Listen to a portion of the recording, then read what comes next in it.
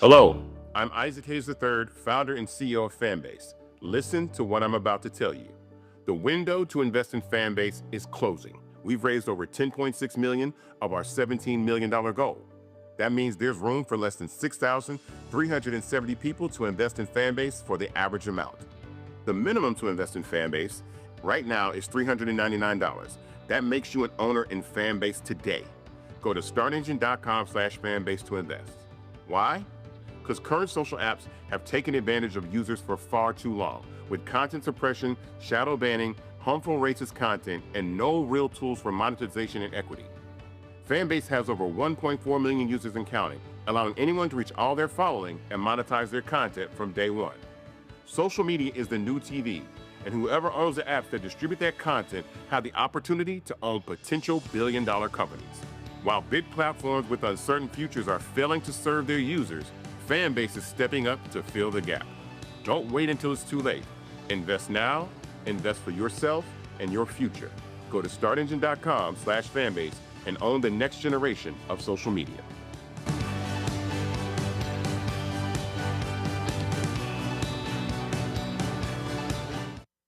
Folks, Black Star Network is here.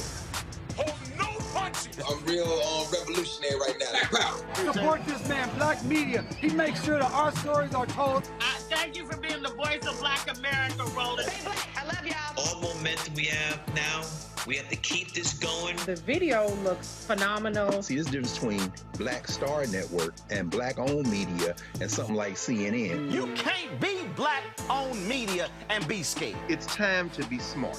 Bring your eyeballs home. You dig?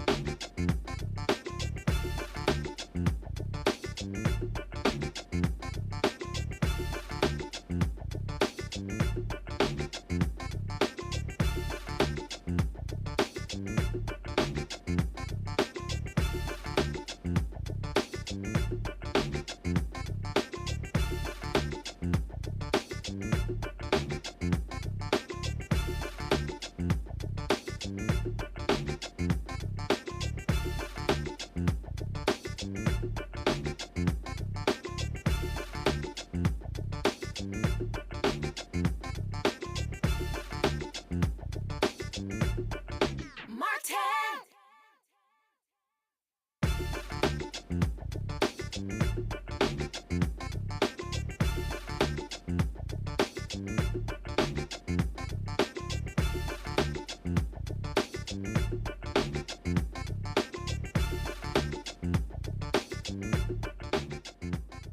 is Thursday, May 22nd, 2025, coming up on Roland Martin Unfiltered, streaming live on the Black Star Network. They're calling it the big, beautiful bill, but let's be real, this is not pretty. It screws working class people. They are ignored. All of these folks who voted for Trump, y'all are getting screwed. The House has passed Trump's massive tax and spending plan by a single vote, but what is it going to cost us? We're talking Medicaid, energy, as well as other programs various communities depend on. Folks, the lies keep flying in the White House. Trump tries to push a fake white genocide narrative about South Africa using made-up stories and photos from the wrong African country. Yes, that's how dumb he is. Big win for public education. A federal judge has blocked Trump's attempt to dismantle the Department of Education, calling it unconstitutional and a threat to students across the country. They continue their attack on Harvard now, saying unless Harvard complies in the next 72 hours, they cannot accept any more international students, and all international students with visas gotta transfer. These people are insane. Plus, tonight in Marketplace, we're giving flowers to a black entrepreneur who's sweetening the game. The founder of BitToy Sweet Treats will be on the show to talk legacy, hustle, and building a business from scratch. And also,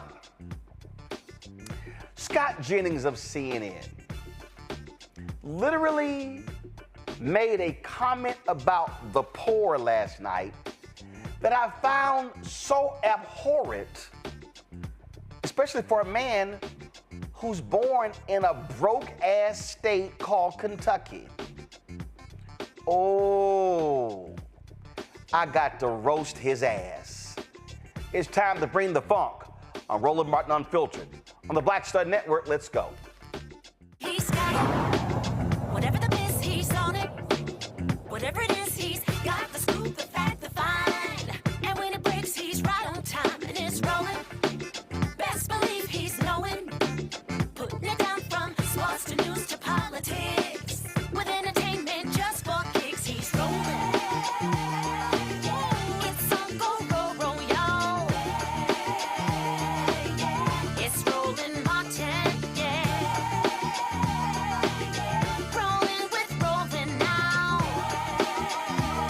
He's funk, he's fresh, he's real, the best, you know he's Roland Martin now.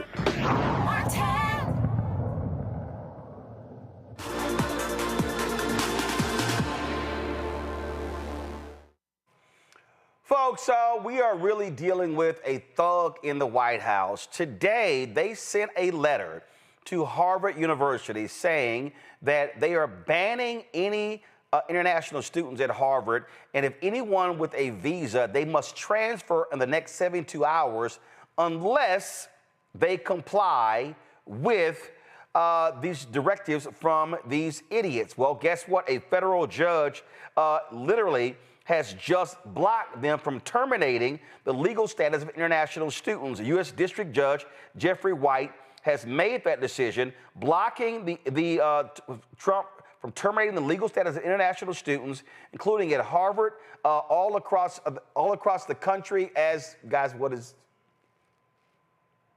All across the country as well, plus from arresting and detaining them. This is unbelievable. What was announced by the Trump administration, again, ordering them to comply with this directive that just makes no sense. I just want to quickly go to my panel. Dr. Greg Carr, Department of Afro-American Studies at Howard University. Also joining us is Dr. Nola Haynes, of course, first of all, she's at Georgetown University, and of course, foreign policy expert. No, these people, and we'll be joined shortly by Reese Colbert. Folks, no, these people are literally insane. This is a jihad they have against Harvard. That's what's going on here. 1000%.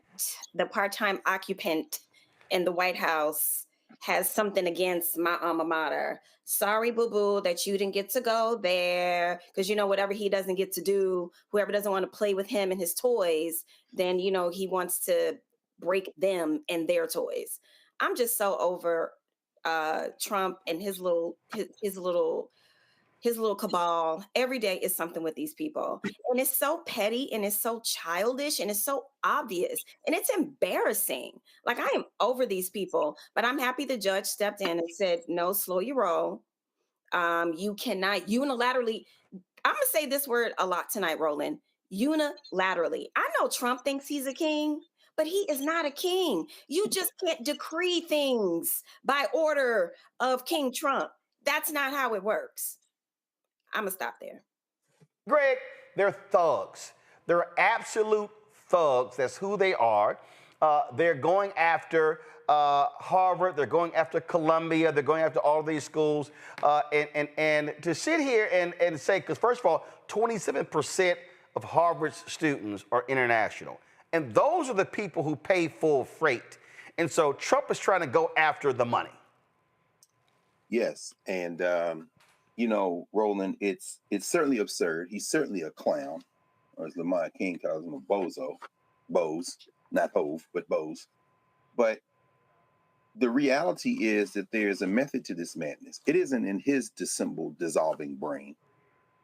It's in the brain of Russell Vought and Project 2025. Remember, Russell Vaught's the quarterback of Project 2025. Chapter 2 of Project 2025, Executive Office of the President of the United States, Vought elaborates on this absurd, expansive theory of the executive. Basically, the president is a king in the mind of this clown. I'm saying that to say this. The confrontation is the point. The Atlantic just did a long article on Russell Vought talking about Trump 2.0 and where this is headed.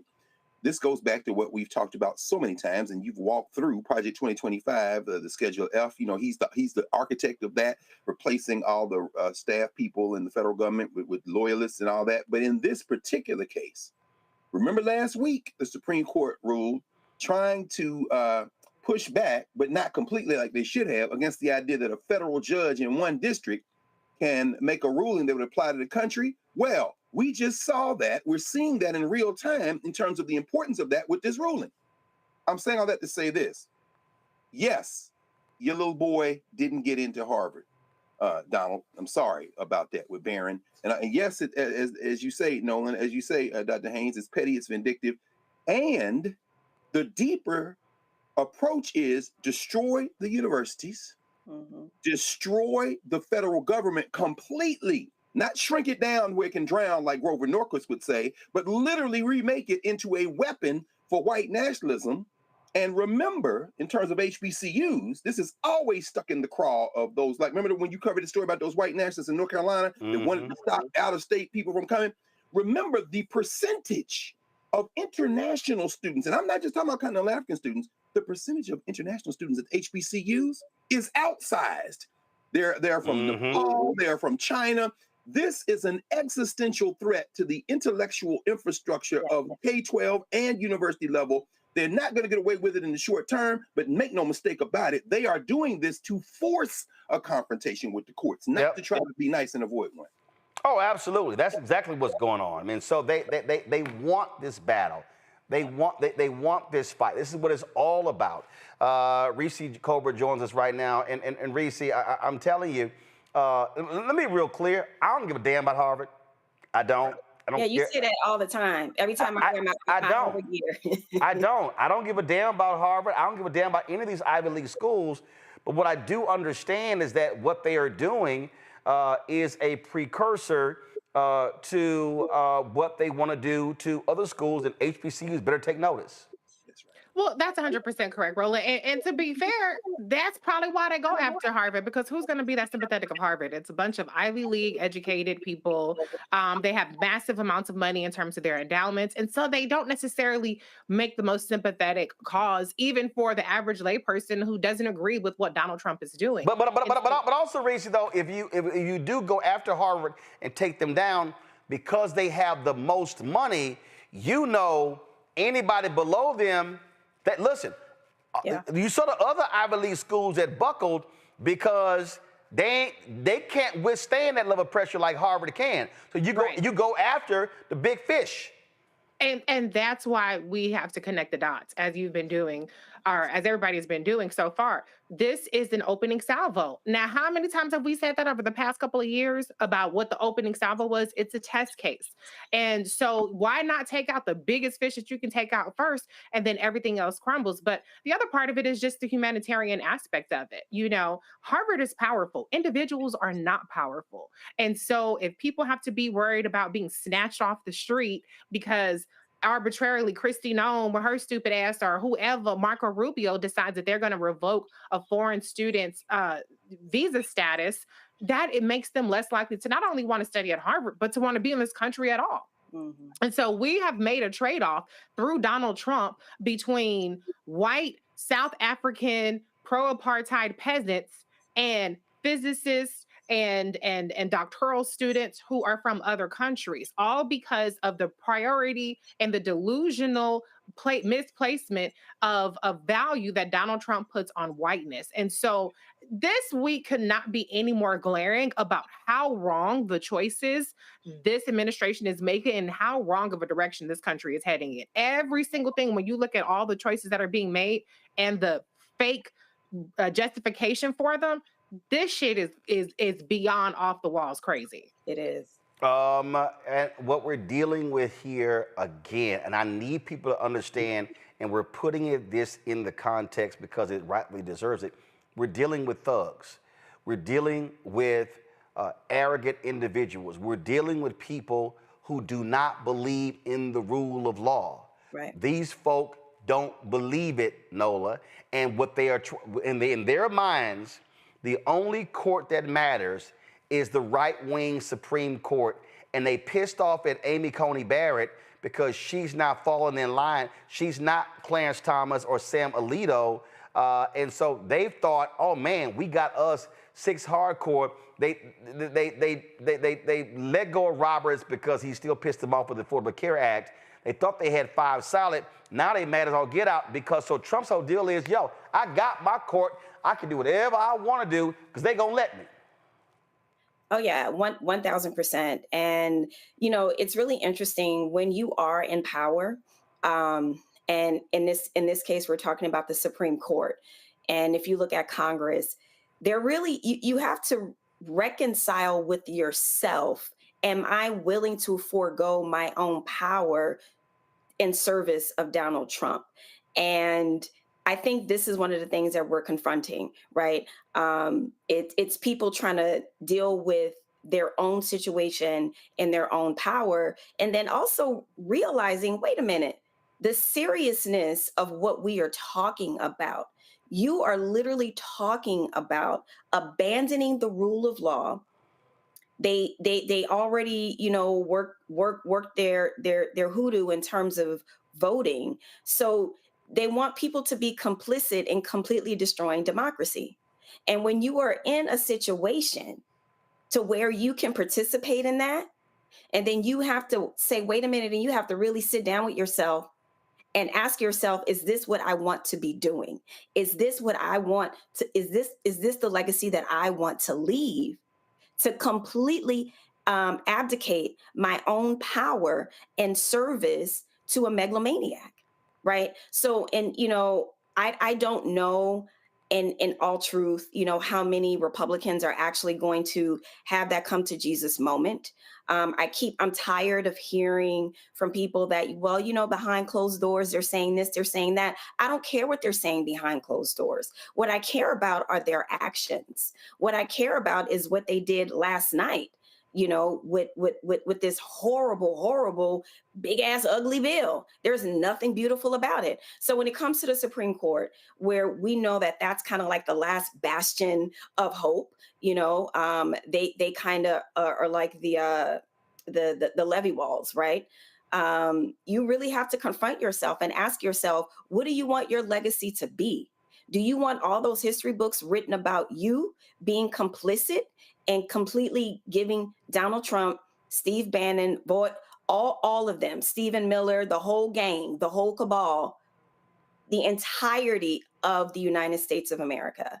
It's overwhelming. It's exhausting because every day it's something. But I will say, just like Trump won, the judiciary has stepped up in many cases to hold the walls of democracy. We'll see if that will continue to happen. Oh yeah, I mean, Greg, we again, I for all them simple Simons out there who we kept trying to explain why the courts matter, and they listening to these fools, you know, yelling and screaming that they Pan-Africanists and all this little nonsense, and saying, oh, your vote don't matter, and them judges don't matter.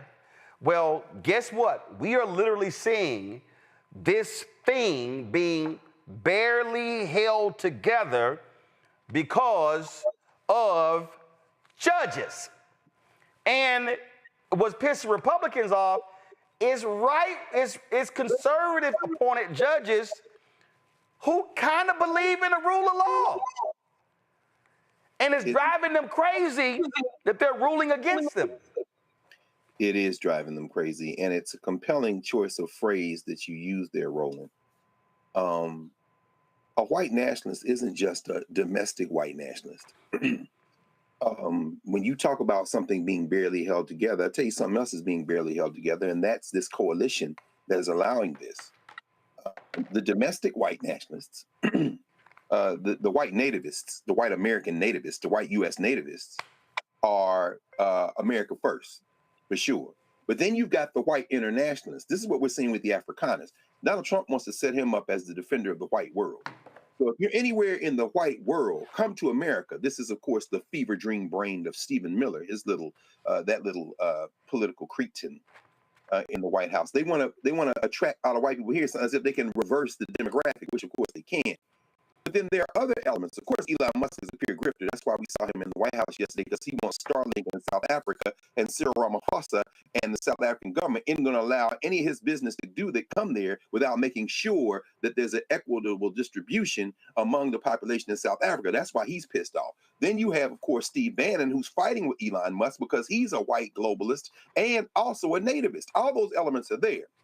In this case, you're absolutely right about the courts. As everyone has said, you know, as Reese has said, and as Nola's just said, the courts are the line of last defense. But remember what Russell Vought and what those who believe in this unitary executive theory are saying is that the courts don't matter. So what they're going to do, what they are pushing toward, is open defiance. That's why you saw the judge in Massachusetts with the rendering that sent people somewhere out of the United States. Apparently it was supposed to be South Sudan, but we don't know now where the plane is. And so the judge says, well, they can remain outside of the country, but they must have these cases resolved. They got to have due process. Well, that's a concession, but what it really is an attempt for the courts to say, we don't want to just openly hold you in contempt, because what we think you will do is simply say, we don't care. You see that previewed in Propaganda Barbie.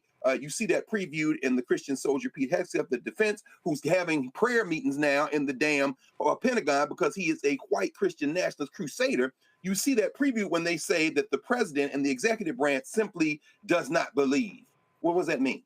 That means the law says this, but the president doesn't believe that the law is correct. When you say don't believe, finally, it underscores the point you just made. You are saying that there is a rule of law, but that rule of law is in your addled, warped, theocratic mind. The head of your law is your imaginary white nationalist Jesus, and that empowers you to do whatever the hell you want. And that is where we are. See, Reese, when I listen to these people, oh, you have Trump derangement syndrome. Y'all just keep talking about this. I'm like, y'all don't understand. These people are not playing. They are trying to figure out how much can we get away with? How much damage can we wreak in this country? That's the game here. This ain't no time to be playing jokes. These people are deadly serious about their thuggish ways. Absolutely. I mean, look, they've already gotten generational gains. We said this back when when Donald Trump was elected in 2016, and we said that was on the line in 2020 as well. And it's the same thing. What they're playing for now is for keeps. They're not playing for a generation. They're playing for a permanent realignment that will solidify their white minority rule, and more specifically, white billionaire minority rule. Because trust me, those little South Afrikaners that they done brought in, they're gonna be out there tilling the fields with the other white farmers that are being displaced by this war on USAID and the tariff wars. And so this is strictly about making sure that they are entrenched and ingrained in every single aspect when it comes to power. That's why they're going after Congresswoman McIver. They're saying they've already said judges don't matter. They arrested a white lady judge, and she's still facing charges in Wisconsin. Now they've arrested a black woman congresswoman because they figured, who gonna give a fuck about a black woman being already abused by these mass ICE agents, and then turn around and have her power, the power that is vested in her through the Constitution and through her duties and her being an elected official, stripped from her. And so they have strategically, and to their credit, they've been very, very clever about this. They have each time picked their target that will result in the least amount of resistance, that will result in people saying, well, that ain't got nothing to do with me. That's what they're doing right now with this Medicaid cuts, with these SNAP cuts. I ain't on Medicaid. I ain't on SNAP. I work for my stuff. I ain't getting no hands out. They know what they're doing. And even though as much as we try to call it out and try to tell people, like, stay woke, like this is what the tea is, people still have their heads in the sand. That's why we had 89 million motherfuckers stay at home when everything was on the line. Not even just trying to undo some of the damage of Trump, which Biden-Harris managed to do, but to try to hang on to some semblance of a country. I know Dr. Carr ain't gonna miss it, but for the rest of us who kind of like the kind of thing, we got a good game going on, shit's canceled. They playing for keeps, like you said, Roland. That is the case. All right, y'all, we got to go to a break. We come back. We're going to break. The amount of lies that were being told yesterday in the Oval Office, absolutely stunning. And we're going to show you how dumb and inept Donald Trump is. You're watching Roland Martin Unfiltered right here on the Black Star Network. This week on A Balanced Life, we are talking about the many women and female role models that play an integral role in our lives. From helping to boost our self-esteem to checking us when we get out of line. These women deserve their flowers for helping us to become who we are today. The women in my lives who have just impacted me so much, have challenged me. They're women who made me want to live right and love right. That's all next on A Balanced Life here on Black Star Network. Sherry Shepard with Sammy Roman. I'm Dr. Robin B., pharmacist and fitness coach, and you're watching Roland Martin Unfiltered.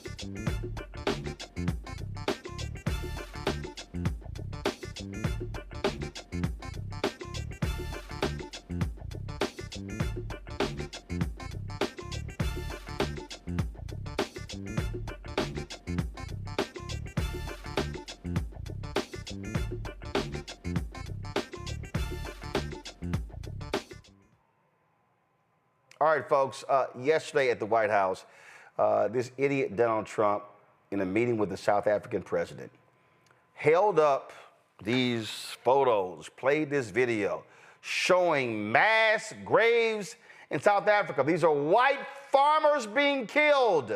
Roll it. These are articles over the last few days.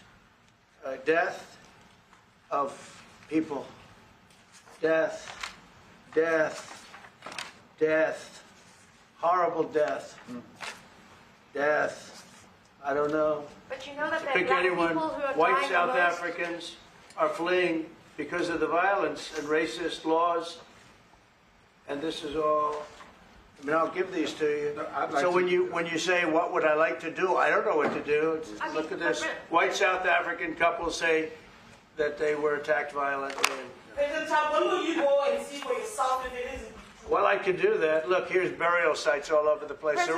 These are all white farmers that are being buried. President Trump. And he asks about a jet that was given. My first question is about Afrikaners. They're not interested in the You know, you are so bad. You're such a bad reporter. If they're committing genocide, why invite them? Sir, if they are committing genocide, why invite the South Africans to the White House? May I finish, please, President Trump? Mr. President This Trump, is may I one finish? after another. This family was wiped out. I'm just looking. Can we get a response from President Trump? Can you give us your reaction to those videos, Mr. President Trump, could you? Well, I think the videos are so. No. When you look at the videos, I mean, how does it get worse? And these are people that are officials, and they're saying that kill the white farmer and take their land. That's what it is. And I have other friends in South Africa. I have people that left. One in particular that says you can't go there. He said they want to take your land. They take your land and they kill you. It's okay, and they say it's okay to do. Now we're going to talk about it. But this is a tremendous look. This is a story recent. These are all people that recently got killed. Yeah. And I don't know how it can get any worse. These are okay. Well, today at the White House, Carolyn Levitt, the flat-out liar spokeswoman for Donald Trump, was asked by NBC reporter Yamiche El-Sindor about those photos. Check this out.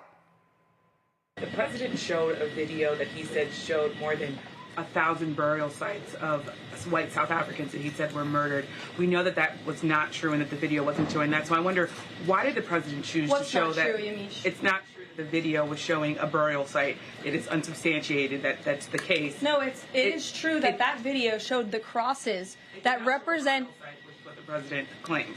The video showed images of crosses in South Africa about white farmers who have been killed and politically persecuted because of the color of their skin. And those crosses are representing their lives. Those crosses are representing their lives in the fact that they are now dead and their government did nothing about it. Are you disputing that there's no... The fact that the video showed what the president claimed it showed, because it did not show that. But even more, what I'm asking you is who at the White House... No, it did show that. It showed white crosses representing people who have perished because of racial persecution. Verifies the videos that the president shows, and what protocols are in place when there's unsubstantiated information being put out for the world and world leaders to show? Yamiche, what's unsubstantiated about the video? The video shows crosses that represent the dead bodies of people who were racially persecuted by their government. In fact, the Associated Press, of all places, has a picture of that very monument, and the caption from the Associated Press is, "Each cross marks a white farmer who has been killed in a farm murder." So it is substantiated, not just by that video and the physical evidence that everybody saw on display in the Oval Office, but also by another outlet in this room, the Associated Press. So you should take it up with them if you believe the claim is unsubstantiated, and that's a ridiculous line of questioning. John, go ahead. Well, this is how stupid and dumb she is. The video that Trump showed of dead white farmers was actually 2020. It was a fake 2020 demonstration about all farmers being killed.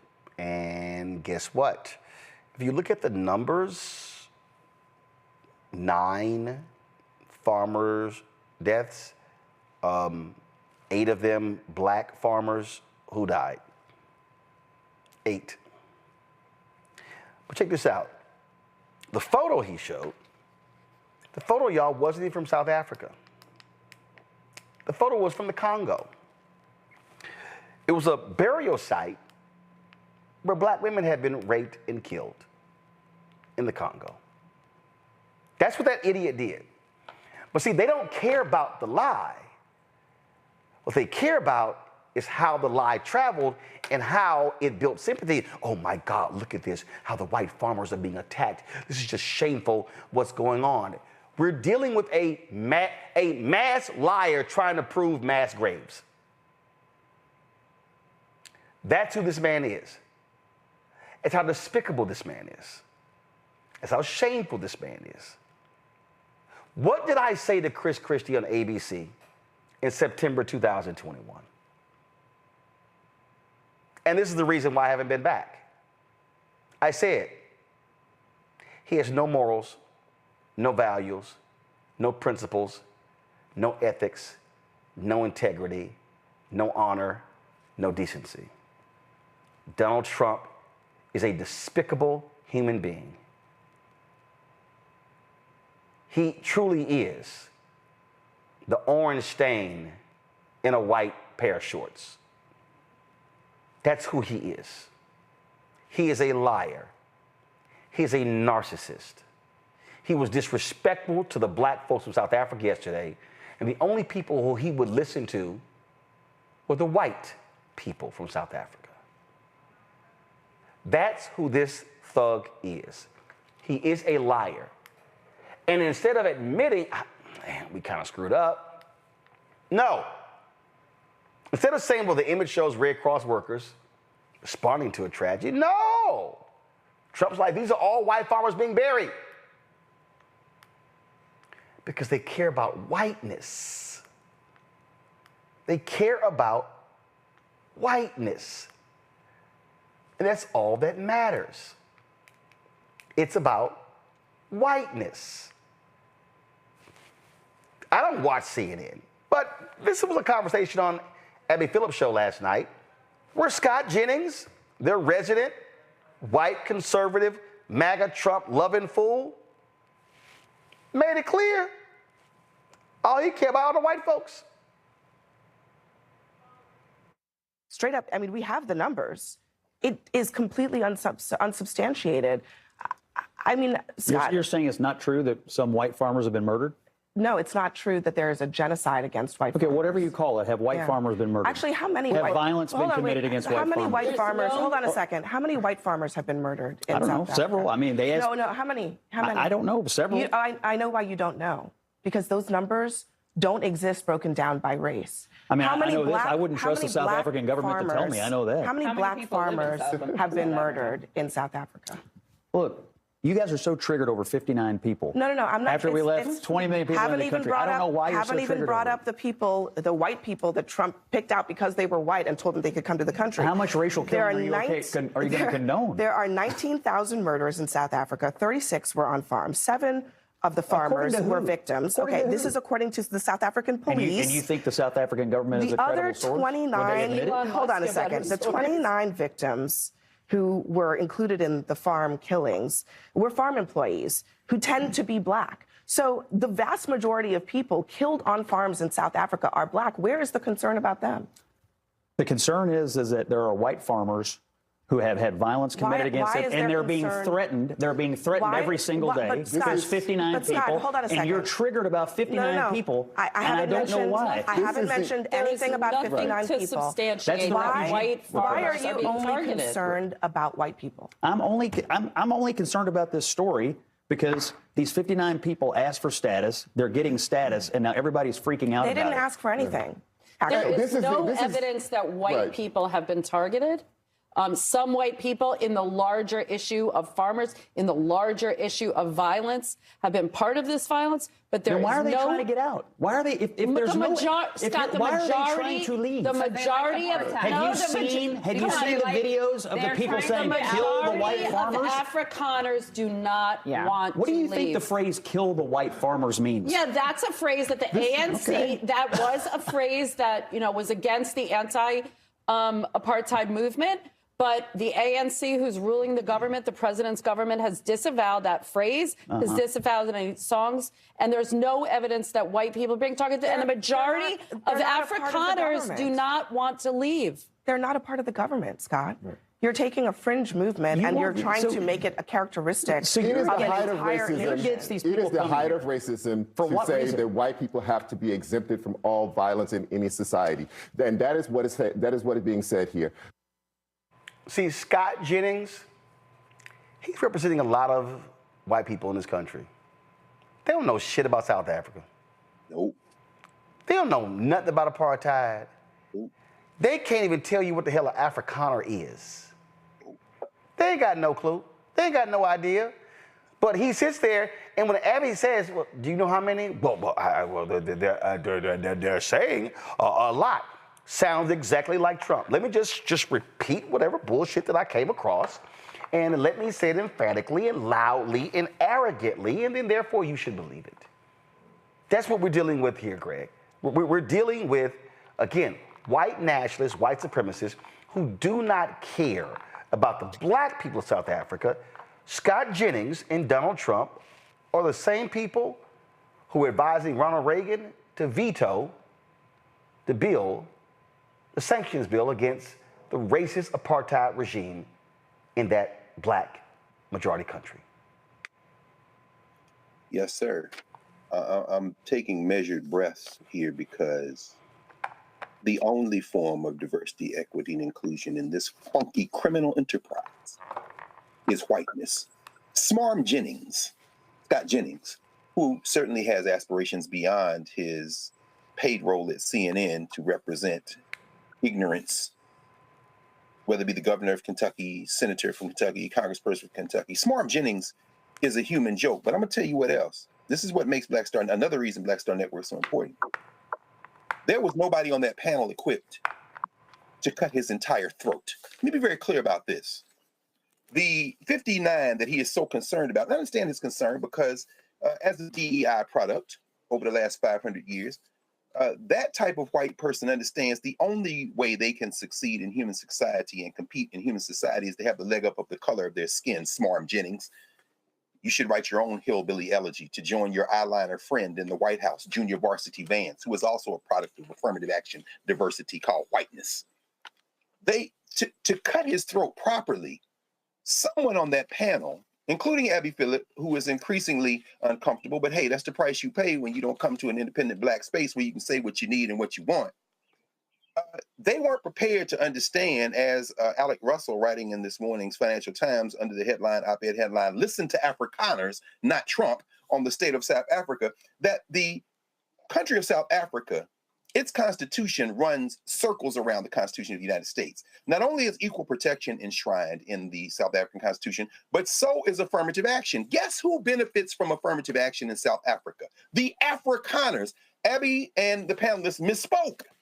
The Afrikaners are in the coalition government of the African National Congress. Their party is in fact called the Freedom Front Plus. One of their strongholds is the Orange Free State. That is the place where the Voortrekkers ended up. There are people who know the name Paul Kruger, for example, one of the most racist of the early Afrikaners, or later Pik Botha, and all of those people. That's what South Africa is. It is a truly multiracial democracy. I thought that the president, Cyril Ramaphosa, did a remarkable job yesterday of talking to his audience, which is the world.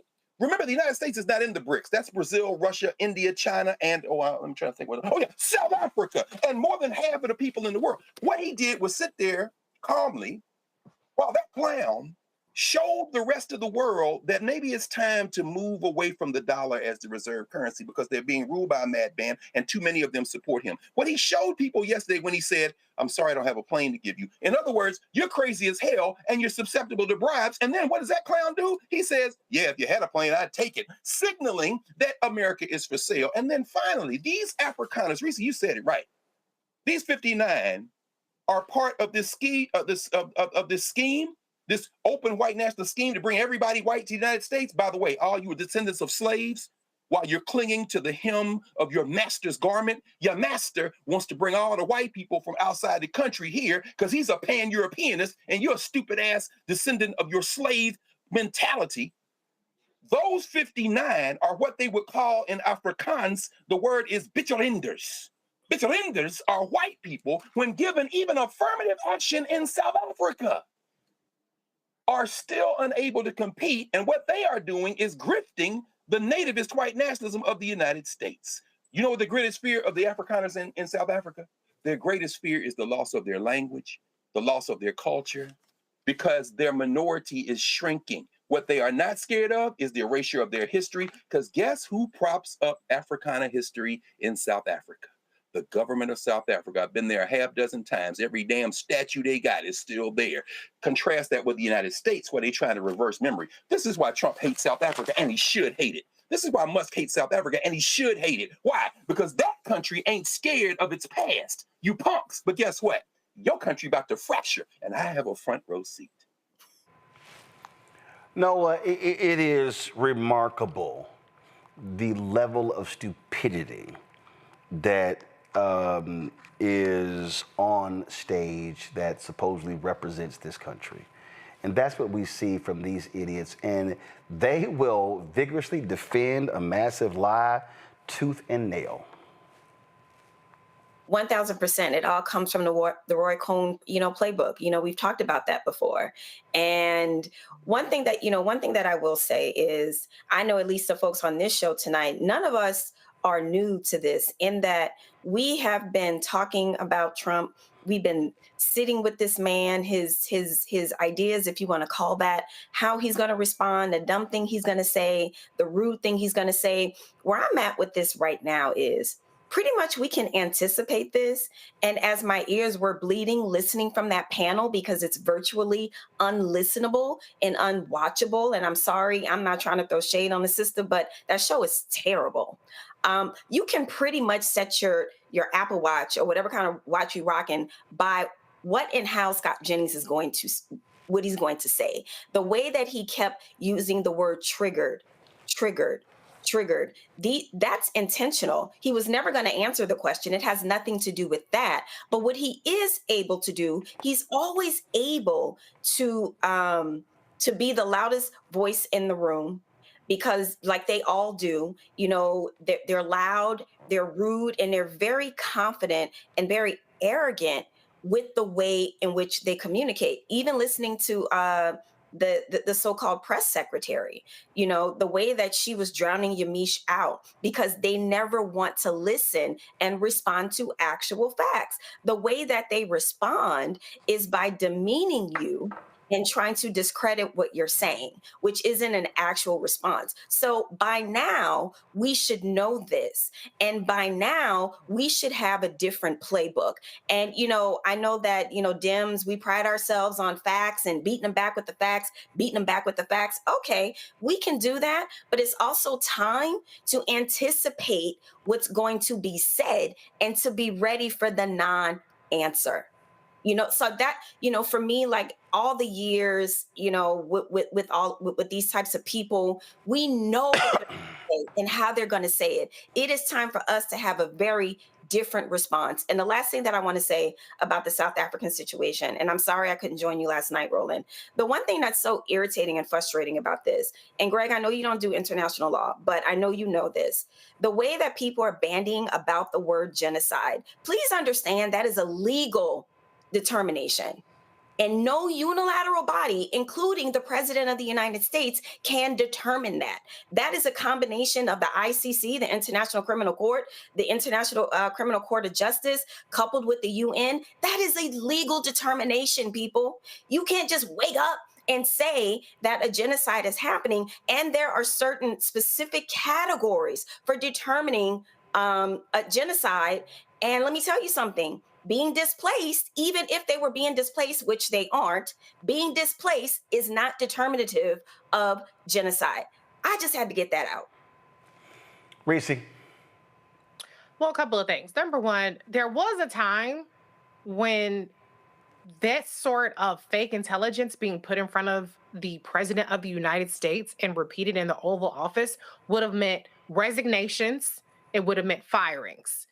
That is so embarrassing that the President of the United States cannot be relied upon to accurately detail what's happening across the world. And so that is inexcusable that the DNI person is still there, that anybody even allowed that to happen. But it's Donald Trump. So the more ridiculous the lie, the better it is for him. The other thing, though, is the irony of these Afrikaners is if these people were in the Appalachia, or they were working the mills, or displaced mill workers, or displaced coal mining workers, the same Scott Jennings and all these Republicans would be enthusiastically doing cartwheels to take away their health care, to take away their food stamps, to tell them pick yourself up by your food, by your bootstraps, to cancel any kind of disaster relief because they live in Tornado Alley and they're affected by hurricanes. And so we're seeing South Afrikaners get more protection and more provisions made for them than all of these red state MAGA white voters who are going to get a kick in the face from the bills that this Republican administration has passed. So I hope that they're satisfied because they went to that ballot box to vote for xenophobia, to vote for racism and sexism and all that kind of stuff. They thought they was getting rid of the Mexicans and the Haitians and whoever the hell else, but they importing a whole bunch of moochers who are going to do nothing but laugh in the face at how easy it was to scam the United States out of a chartered flight and a whole new life in a country because they couldn't hack it back home. Yep, and they did not like the black woman. All right, folks, hold tight 1 second. We come back. We're going to hear from Candace Kelly, an update on what happened today in the trial of Sean Diddy Combs. Cue the music, please. And so we're going to have that shortly. And don't forget, we want you to support the work that we do. Join our Bring the Funk fan club. You want to contribute via Cash App. You can do so, of course, by using the Stripe QR code. You see it right here. Go to blackstarnetwork.com. You can also see your check and money order. Make it payable to Roland Martin Unfiltered. P.O. Box 57196, Washington, D.C. 20037-0196. PayPal, R. Martin Unfiltered. Venmo, RM Unfiltered.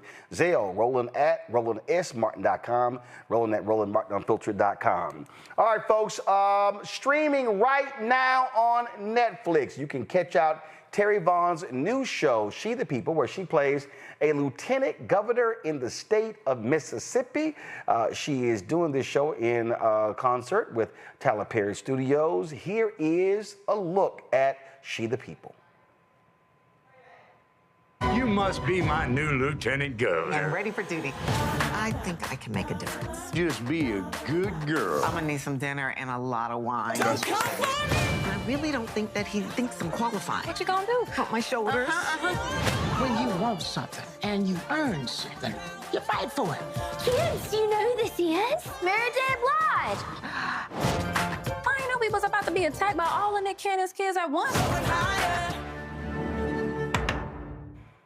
So again, the first 8 episodes of She the People airing right now on Netflix. The second 8 airing in August, and tomorrow you'll see my interview with Terry Vaughn talking about on how this all came together.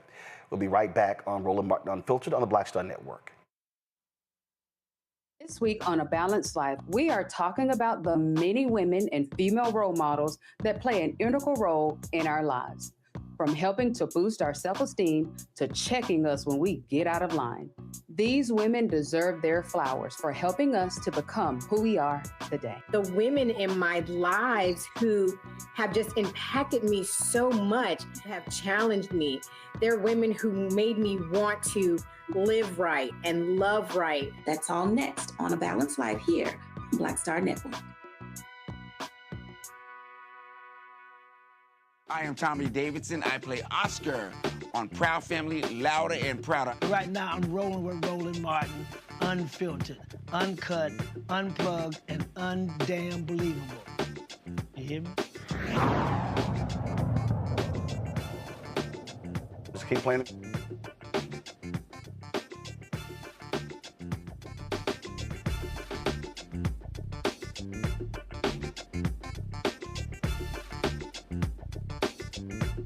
Folks, in a sweeping ruling today, Judge Mayong Jun blocked Donald Trump's controversial plan to gut the Department of Education. Actually wants to shut it down, calling it an unlawful power grab that would devastate millions of students and families, especially in underserved communities. The judge made it clear only Congress can eliminate a federal agency created by law. Also, cutting the legs out from under the Education Department like this, guess what? It's real illegal.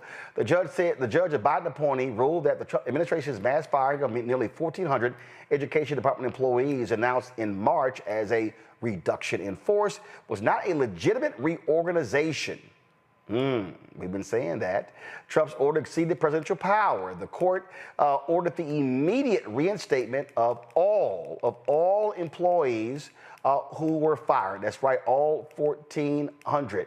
And barred the administration from transferring key functions like federal student loan management and special education unions, first of all, special education services out of the department. Now, this all comes after a wave of lawsuits.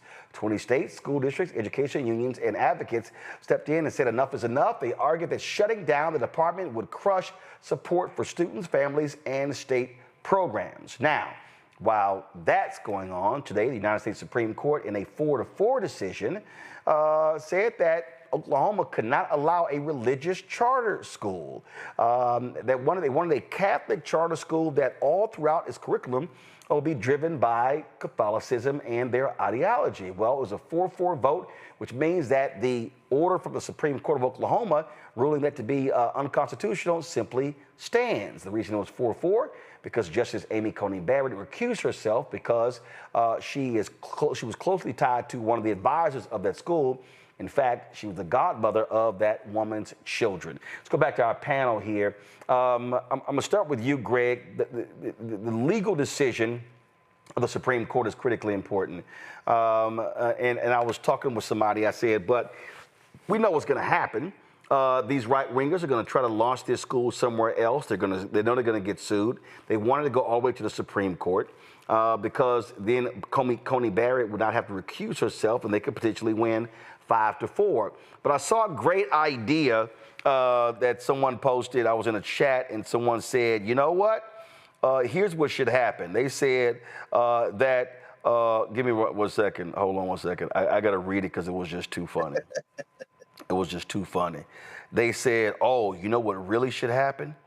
They said, would it really be great if some Muslims decided to launch a madrasa and have the attorney show up in a head wrap he was just going and saying, and then say, all right, y'all want religious school? Let's go ahead and do a Muslim charter school. He said, hell, the Supreme Court, they would vote, they would have opposition from all of these evangelicals. They'd be like, hold up, wait a minute. I thought y'all wanted religious charter schools. I said, that would be pretty interesting. It would, and we've talked about this many times here in this space. I just came back from my niece's graduation in Houston, and you know better than I do. All the talk right now in Texas is that clown governor and his friends trying to steal $1 billion worth of public money and pump it into their white national schools. Texas is Texas and Oklahoma, but Texas specifically is the origin of much of this white nationalist work. Remember, that's the one where the Indian Child Welfare Act and the Rakim case was challenging as these white Christian nationalists, a white Christian nationalist family with a bunch of money trying to take these indigenous babies. So I think that is exactly the type of challenge, as we've said before, that would reveal the true agenda here. The true agenda is not to destroy the wall between church and state. The true agenda is to create a theocracy in this country. Because in the case of Pennsylvania, you know, as an adopted Philadelphian, I remember a school that was created by African traditional religion followers, Ifa, the Sankofa Shule, and they were Yoruba. And guess what? You apply to the state and say, hey, religious school. You got Catholic school, so why not schools for the Yoruba, Ifa practitioners, the Orisha worshipers? I think it is exactly the type of case that should be brought. And I think I agree with you. Islam would be the beautiful delivery system. What you gonna do then? In this case, it's very interesting, as you say, Coney Barrett recuses herself, but we see John Roberts desperate because of the monster he unleashed in 2010 with Citizens United, now eating the courts, eating the law, eating his funky criminal enterprise country. He is now ready to ally himself with Sotomayor, Ketanji Onyeka Brown Jackson, and Atlanta Kagan. And that's why it's 4-4, so the ruling stands. But this is really the most important dimension of this case. This would have been the nation's first religious charter school. There is an establishment clause in the federal constitution.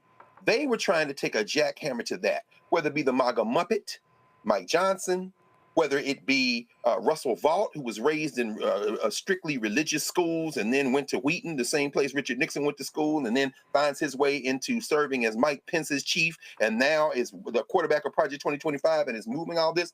This isn't just about policy. This isn't about tax breaks. This is about trying to create a theocracy. And if they would have succeeded today, Roland, I think the strategy that you are talking about, that we've talked about many times here and that you quoted here, oh, that's got to be it. When I say the country's going to be torn up, I don't mean that the people in the country are not going to survive. I mean, we will finally renegotiate the terms of this funky criminal enterprise, because at the center of America is white Christian theocracy. And until we understand that, everything else we think we understand is just confusing us. This attack, Reese, on the Department of Education, this has been the wet dream of conservatives for a very long time. And again, we are seeing where these judges, and I got to keep going back to it, because I had to listen to so many Simple Simon Negroes. Man, y'all keep bringing up all them judges. How we know them judges pro-black? How we know them judges don't mean nothing? I'm gonna tell you right now, the only thing saving our asses right now are the judges. No, really, barely. Mm-hmm. Uh-oh, I lost your sound. No, we're right here. Go ahead. Oh, okay. And it's funny because I remember, well, it's actually not funny, but I remember when now Justice Ketanji Brown Jackson was being bandied about as one of the candidates. I had somebody call into to Urban View and say, she got a white husband. If they select her, I ain't vote a Democrat. And I'm like, what? Well, what about all the other justices who have white spouses? So what difference does it make? We're not going to vote on policy or nothing like that. But that's the problem. I think that on our side, we just don't take it seriously enough. And so then we wonder why we're overcharged. We wonder why bogus charges don't get dropped. We wonder why we are victimized at every step of the justice system. And then we wonder why it doesn't serve us, because we do not realize the way that the judicial system is a key tenet of the way that this country operates, for better or for worse. And so we have seen through the courts, we're getting some sort of relief. It's holding things kind of sort of together, but it definitely feels like it's like a Band-Aid on a jug that's about to just bust right open. And it's just not adequate because this administration is ignoring it. They yesterday reportedly deported people, I should say human trafficked people, to South Sudan, despite the fact that a judge said don't do it. And so to the extent that this administration can be forced to actually adhere to judicial rulings, and sometimes they adhere to it, sometimes they don't. This was critically important, and so it's unfortunate that we took our eye off the ball for whatever reason in 2016 and again in 2024, because if Clarence Thomas retires or any of these other old ass judges on there retire, then they got the courts for another 20 years. So it's unfortunate. But the thing about education, what they're trying to do is they want to not only just dumb down this populace, but they also want to control who gets access to a key way that we have built out the middle class, which is through the educational system. Yes, teachers are underpaid, but that's still a very critical pathway to a middle class lifestyle. The same with higher education. And so they want to, through this extreme ideology and as Dr. Carr said, theocracy, want to try to gatekeep every aspect of accessing the educational system and accessing the middle class. Noah? So a few things stand out to me regarding this. As a person who went to Catholic school, born and raised in a Catholic city, we've had this conversation before. What strikes me very interesting about this is I want to make a distinction about what we're talking about here. And Greg, you're right when you talk about this kind of this move towards a theocracy. I would argue a very extreme sort of theocracy, a very specific sort of theocracy, because we're not talking about a Jesuit Catholic school or even maybe an old school Roman traditional, a very Roman Catholic traditional school. We're talking about something else very different here. So, I would say to push the boundaries even further, not to open just a madrasa, but a very extreme madrasa. right? Because that's really what we're talking about. That's really the difference towards this pivot, where some of the folks that are in this administration are connected to Opus Dei, which is the extreme wing of Catholicism, right? Which has been kept at bay in a lot of the Catholic school systems for a while. But this push, and especially now that, they are well placed, that they're in power now, this is the move, right? This is to try and indoctrinate and normalize a lot of this kind of extreme Opus Dei kind of ideology, which is dangerous and problematic. And to Reese's point, absolutely, the goal of any autocracy, any autocrat, any tyrant is to have an uneducated mass. The past couple days, I watched this thing called the Great Courses, and I've been watching this course on medieval England. And what's so sad and what's so scary, some of the things that we are talking about in terms of an uneducated mass, the types of personalities that were in charge and all these different things. I'm watching this today. I'm like, why does this sound like 2025?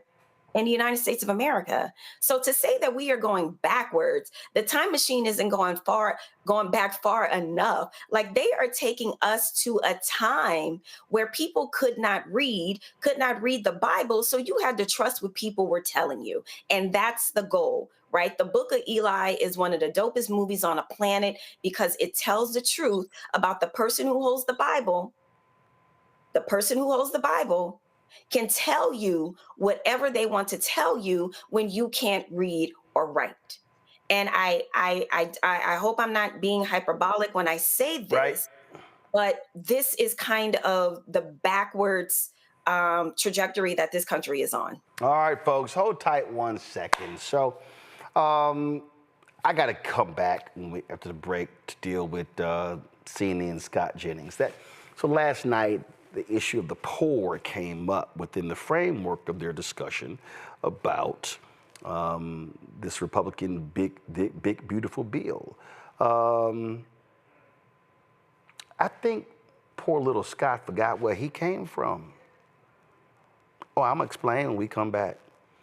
You're watching Roland Martin Unfiltered on the Black Star Network.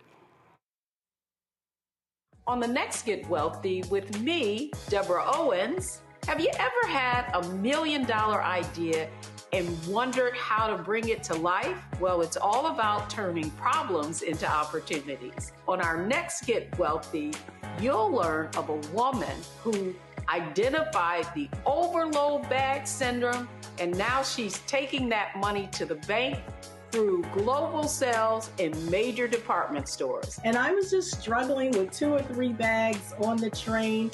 And I looked around on the train and I said, you know what? There are a lot of women that are carrying two or 3 bags. That's right here on Get Wealthy, only on Black Star Network. I'm Russell L. Honoré, Lieutenant General, United States Army retired, and you're watching Roland Martin Unfiltered.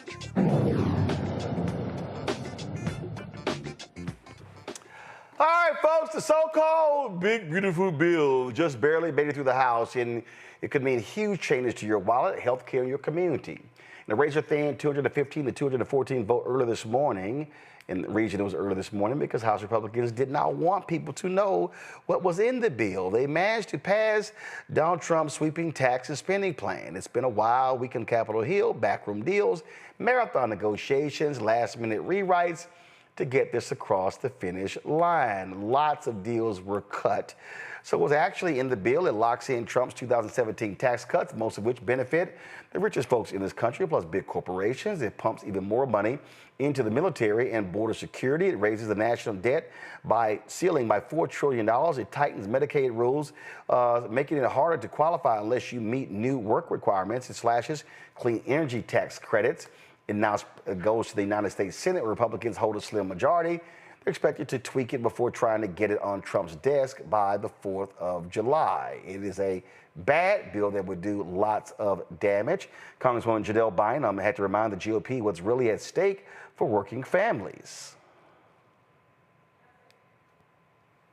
Madam Chair, I brought the data. Let me tell you what the numbers look like. In your district, 201,000 people will lose health care because of this bill. That's 27% of your constituents. In Rep. Fishbach's district, it's over 165. Rep. Norman, 148,000 people will lose health care in his district. Rep. Roy, 56,000 people use SNAP to feed their families. And in Rep. Houchin, it's 54,000. Over 83,000 kids get health care through Medicaid in Rep. Langworthy's district. And Rep. Scott is 124,000 kids. In Rep. Jacks, it's 88,000 kids. And in Rep. Griffiths, it's nearly 107,000. I know where my priorities are. It's with my constituents.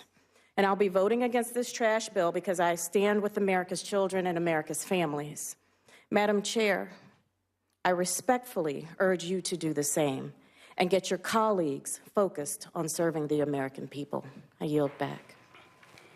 Well, they didn't listen. Now, during the floor debates, House Democratic leader Hakeem Jeffries ripped the bill apart, calling it a dangerous tax scam that gives billionaires a break while cutting health care and food assistance for everyday Americans. House Democrats are going to take a chainsaw to Project 2025 because it's not in the best interest of the American people. And what this bill represents is your effort to try to put into law Project 2025. You acted like you didn't know anything about it. This is why you have no credibility right now. You spent all of last year lying to the American people, saying to them that you were going to lower the high cost of living. In fact, you're doing the exact opposite. At the same period of time, you acted like you knew nothing about Project 2025, and this bill is an effort to try to implement it into law. So you mentioned credibility issues. I think it exists on the right side of this chamber. Now, not only have you gone after Medicaid, not only have you gone after Medicare, in this you are to direct your comments to the chair. Mr. Speaker, you know what's interesting is that every time I've come on this floor, I can use sharp language, he can use sharp language. You choose to admonish me. I don't work for you, sir. I work for the American people. I understand.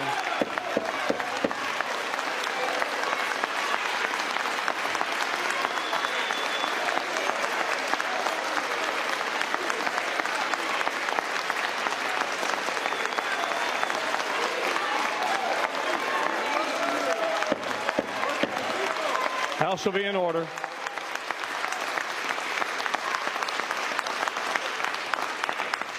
As I said, Mr. Leader, we've been very patient. Just listen to the majority leader of the other side who directed all of his comments to the chair.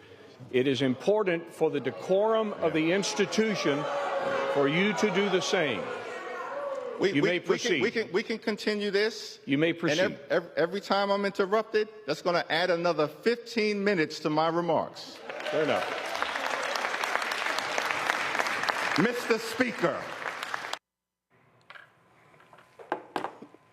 All right, so I saw this clip, and y'all, I find it to be utterly laughable. So this is that idiot Scott Jennings on CNN, and I want you to hear when the issue of poverty comes up. I want you to really pay attention. That this is in place. Household income for the bottom 10% will go down 2%, and it'll go up 4% for the top 10%. And by 2033, it'll be down 4%, up 2% for the top 10%. So in essence, the poorest people are going to have less income. The richest people are going to have more income. That's according to the Congressional Budget Office. Well, they suck. They get things wrong all the time. In 2017, when we passed the tax cuts, they totally missed the growth targets. They totally missed what was going to happen to federal revenue. They're not oracles. They can't foretell the future down to the exact science. Our Republican view is if we lower taxes, we'll have economic growth, and it helps everybody. This isn't rocket science because the poor people are losing benefits, Medicaid, and SNAP. Excuse me? You said the poor people. The people in the bottom. Illegal immigrants, the people who won't get up off the couch and go to work. Which people? Okay, so let me explain. The requirements for Medicaid, and we had this conversation last night, but here are the real details. There are already requirements for people on Medicaid to work. This changes those requirements, so it increases them. So some people will have to requalify. They won't be able to do that, and they won't have coverage. There are changes to the out-of-pocket costs for people who are on this program, so they might have to pay money in order to get access health care. It changes how the federal government reimburses the state if they provide coverage for undocumented immigrants. So there are some real changes to people who are eligible for the program now who will not be eligible for the program in the future. I just really have to. Okay. So he said, who are these poor people? Well, that's interesting. This Scott Jennings would say, who are these poor people? Y'all do know that Scott Jennings is considering a run for the United States Senate from Kentucky, right? Scott Jennings is a native of Kentucky, right? Are y'all aware that Scott Jennings was born in Dawson Springs, Kentucky? Antoine, go to my iPad. This is what I just pulled up. In Dawson Springs, Kentucky, the poverty rate is 26.9%. This is significantly higher than the national average of 12.4%. In fact, the Kentucky poverty rate is 16.1%. So, Scott, when you say, who are these poor people? It's your broke ass people. It's the broke ass white folks in your state. Kentucky is one of the brokest, poorest, most illiterate states in the union. Awful education, awful health care, high poverty. See, y'all, this is what these white conservatives do. Who are you talking about? Are you talking about the illegal immigrants? No. They talking about your cousins, Scott. Your family members. See, I know you just signed your big new CNN contract and you think you the shit and the New York Times has done a story on you and all these folks. But Scott Jennings, you clearly forgot where you came from. Scott Jennings, you come from a broke ass town. I ain't even gonna call it a city. Cause y'all not a city. You're a town. And see, this is what happens when these white conservatives get them a nice highfalutin drive, got you a nice little suit, and you sit your little arrogant, smug ass on CNN, sipping on your coffee, and you think you the man. And your state is going to get screwed. See, I remember in 2016, I never forget, I was sitting here reading the article, and these folk, these broke, illiterate ass folk in Kentucky, I don't know what's gonna happen. I don't know. We voted for Trump, and I sure hope Trump do something about that Obamacare, but I'm worried about my Affordable Care Act.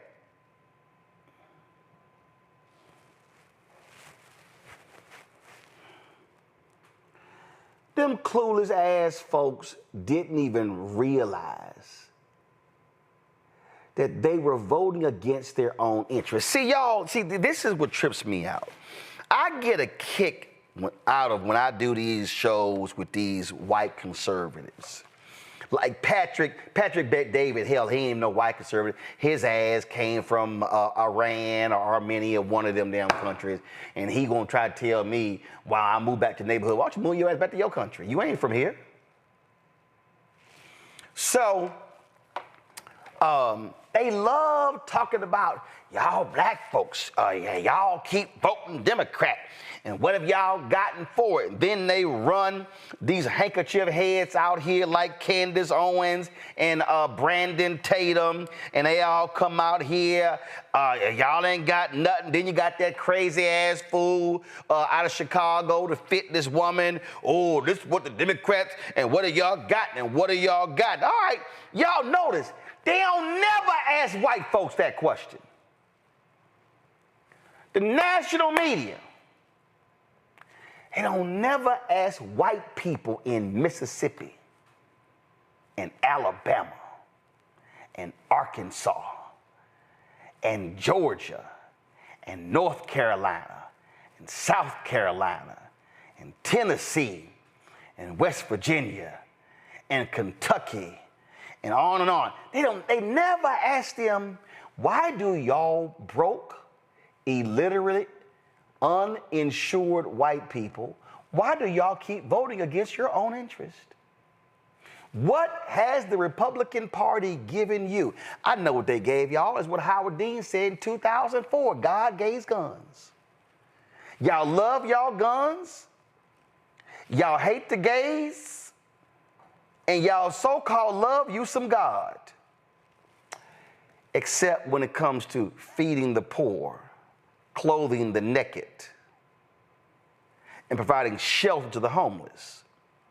See, I get a kick out of seeing these folk in West Virginia. I get a kick out of seeing the folk in my home state of Texas talking about how they love them some Donald Trump, and they wearing their MAGA hats proudly, and they flying their Trump flag. And oh my God, Trump gonna change this country, and your broke ass about to lose your Medicaid.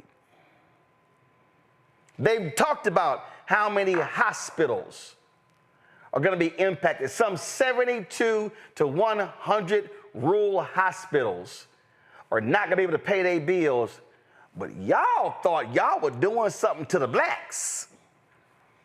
Oh, y'all thought y'all were doing something to them illegal immigrants. Oh, yeah. Oh, yeah. We going to go after them. Oh, yeah. We about to sit here. And we about to give so much money to the military that their budget is about to hit $1 trillion, and they never spent $1 trillion in American history on the budget. But oh, here it comes. But all y'all broke ass people in Dawson Springs, Kentucky, the home of Scott Jennings. Let's talk about them food banks not getting food. Let's talk about when your cough turns into bronchitis, and your bronchitis turns into pneumonia.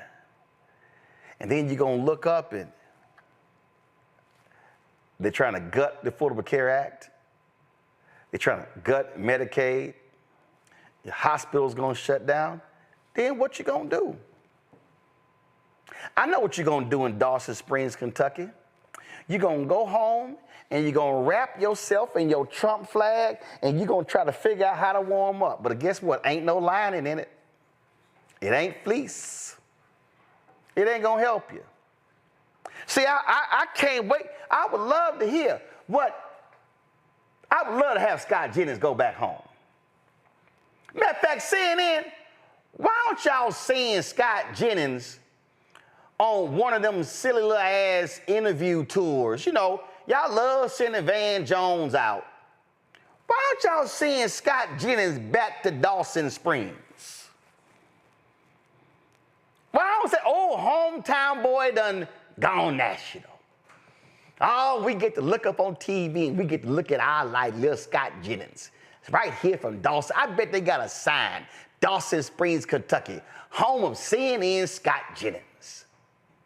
And then you get to go ahead, he get to come back. Let's have Scott tell them what happened to the program that helped folk pay their energy bills that got gutted by Elon Musk Doge.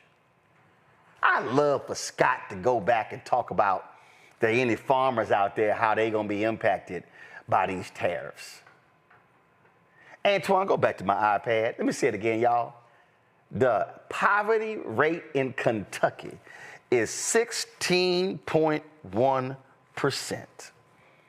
But in Scott Jennings' hometown of Dawson Springs, Kentucky, the poverty rate is 26.9%. National rate is just 12. So the poverty rate is more than double that in Dawson Springs. Here's some more information right here. Comparison to Kentucky. The poverty rate in Dawson Springs. Come on back to my iPad. Let's go. The poverty rate in Dawson Springs is more than 1.5 times the rate in Kentucky. Who's the largest demographic living in poverty in Scott Jennings, Dawson Springs? Females, 55 to 64. Followed by females, 35 to 44. Then females, 75 plus. See, Scott, he 47, y'all, so maybe he don't care because that ain't even in the, so he's like, oh yeah, we good. So the 45 to 54 people, they good. See what happens? See what happens when you go to the data? See, I really wish somebody on that panel last night was a little quick with the iPad. So I'm just letting y'all know what would happen. If Roe was on there and he said that bullshit, I would looked up, boom, Scott Jennings, hometown, Dawson Springs, boom, poverty rate. Scott, they talking about your broke ass town. We played the clip of the Congresswoman reciting how many people in each congressional district were gonna lose Medicaid. But y'all, they don't care. See, this is why Bishop William Barber in the Poor People's Campaign, why they are trying to ignite poor folk in America, low income in America, the working class in America, to vote their economic interest. Because I don't care if you are white in Dawson Springs, Kentucky. I don't care if you are black in Albany, Georgia. I don't care if you are black in Rocky Mount, North Carolina. If you look at the poverty stats, they ain't doing your bidding there. Hell, Donald Trump just sat here and told his own girl, Sarah Huckabee, man, they ain't helping your ass with no tornadoes in Arkansas. St. Louis flattened because of tornadoes last week. Republican governor, 2 Republican U.S. senators, Josh Hawley punk ass, the same one trashing FEMA relief for other states, begging for help in Missouri. And Donald Trump, I'm sorry, my orange ass is going to Mar-a-Lago where I'm hosting a dinner for 200 people who I'm not releasing their names who have given money to my coin. I don't give a damn about you peons. Matter of fact, the phrase, let them eat cake, shit. Donald Trump ain't even giving them a cupcake, a honey bun, a Twinkie. He don't give a damn about y'all. But the power of whiteness is what we're witnessing right now. So if the Senate passes this bill, all the rich folk are gonna be sitting here saying, oh yes, Donald, you the man, you done hooked us up. And all you broke ass people, like the folk in Dawson Springs, Kentucky, I sure hope y'all have a word or two for your favorite son, Scott Jennings. who done gone to the big time. He running in high cotton. Oh yeah, he ain't in the coal mines. He all dressed up and cute, and he doing meetings in the Oval Office and taking pictures, and Trump has endorsed his book. And your broke ass is gonna be homeless, foodless, fatherless, healthcare-less, hospital-less. I can throw any less on the end. That's what y'all gonna be in Dawson Springs and the whole state of Kentucky. Reese, going right ahead. Well, you broke it down. But you know, white people have the best PR, honey, because for some reason, people don't realize that a good number of white people are actually poor, okay? This is not something that is only the so-called illegals or whatever kind of bullshit. Also, middle-aged white people are seeing their mortality rates go up because of things like drug abuse, because of different economic factors. And this administration ain't got shit for y'all. See, the thing about it is they want to protect whiteness, not necessarily white people. The individuals, they can come and go. It don't matter. You can switch these white Afrikaners out with the Appalachian whites. It don't make no difference to them. Their thing is white power and money. You combine those two and they got all that they need. The messed up part about this bill, though, is what this bill gives to the wealthy is lunch money for them. This isn't, I mean, it's more than lunch money for the rest of us, but for them, this is peanuts. This is in the noise. It would be an accounting error in their lives. And yet trillions of dollars are going to give those people who don't need a tax cuts, and the people who actually do need to continue. And actually have been deprived in places like Georgia and Florida and Texas from Medicaid expansion. The people who do need medical insurance, the people who do need food assistance, they're asked out. And so this is about life and death for people, including white people, actually disproportionately white people, because there are more of them volume-wise than there are of us. I know that people like to work in percentages, but the fact of the matter is there are more white people living in this country than any other race. And so they will be harmed very much by this, all in the name of white billionaire power. Congratulations, you played yourself. Oh, absolutely. Again, Nola, the thing that cracks me up is when these folk, they always got something to say about black people. You haven't gotten this, you haven't gotten this. Going back to my iPad, look at this here. Economic well-being, this is spotlightonpoverty.org. Economic well-being in Kentucky, extreme poverty, 11% of the state. Food insecurity, 14.4%. Minimum wage, $7.25. Percent of individuals who are uninsured, 6.4%. Percent of jobs at a low wage, 24.3%. Percent of working families under 200% of the poverty line, 34.7%. Poverty rate, 16.3%. Unemployment rate is 4.3%.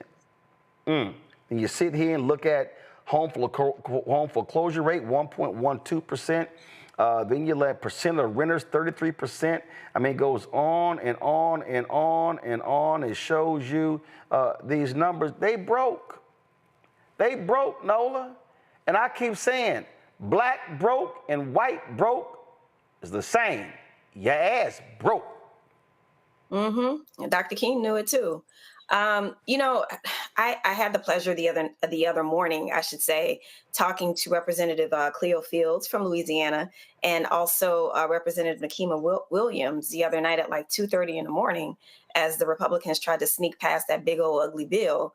And you know, Representative Williams, you know, she represents districts in Atlanta, her district in Atlanta, and Representative Fields, you know, represents some of the poorest, you know, districts in Louisiana. And the conversation that we had was just about that, acknowledging that, you know, acknowledging those poor people and how taking Medicaid away from said poor people will impact their lives. Representative Williams told this story about how she met this woman who literally survives on $6 a day. $6 a day. Scott Jennings is acting brand new. And if they do send him on this little tour, those people won't care about those numbers, because all he's going to do is tell people that, first of all, that the clip on CNN was fabricated, and the media. So that's the first movie he's going to make. And then the second movie he's going to make is to completely, not even respond, to data, if that was brought up to him in that context, is what I'm saying. And, another element to this, Roland, is so many of these voters are absolutely voting against themselves, against their families, because, and let's just keep it real, a lot of their pastors are telling them in Sunday Mass that God sent Donald Trump here. The conditioning is so deep that no matter how much fact checking we do, it doesn't penetrate, because they've been so indoctrinated. And because of that indoctrination, they will absolutely keep voting for people who do not care about them. I absolutely would not be shocked if that man won the office that he's seeking. And even if there is evidence to say that I don't care about you, poor people, because first of all, I'm probably embarrassed from where I came from anyway. So I really don't care about y'all. They are so conditioned to believe that he didn't say the thing that he actually said. Right. Right. So, this situation with the way that they tried to do this bill, we'll see what happens in the Senate. But there are a lot of people who are going to be impacted. Mark my words. And the ugly thing about it is the last thing I'll say. Even when people start dying, and unfortunately that's what's going to happen, they still won't care. Again, go to my iPad, Antoine. So this is a piece story right here. New census data shows more is needed to cut poverty and improve incomes. This is in Kentucky.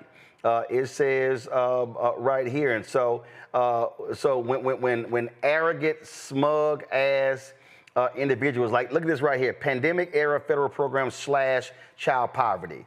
Official child poverty in Kentucky went from 21.8% to 10.9%.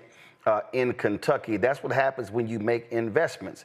But what then happens is when you sit here. Look at this here. The story says more kids have health coverage this year. Then Kentucky's rate of uninsured plummeted for everyone after Medicaid expansion. Numbers don't lie. And so all of these data points. Look at this here. It shows you Black Kentucky households. How there was a drop there. And then what does it say? Pandemic era support show us that cutting poverty is possible. And you know what they want to do, Greg? They want to slash poverty programs. They want to do all of that. That's all these cats are doing. We just need to understand what is happening here and the lies that they love telling. Yes, it's very sobering to hear you go through those statistics. This whole segment, and then, as we just heard, Reese and Nola just walk us through the fact that it won't matter, that it doesn't matter, and it won't matter. It's one thing to be an open racist.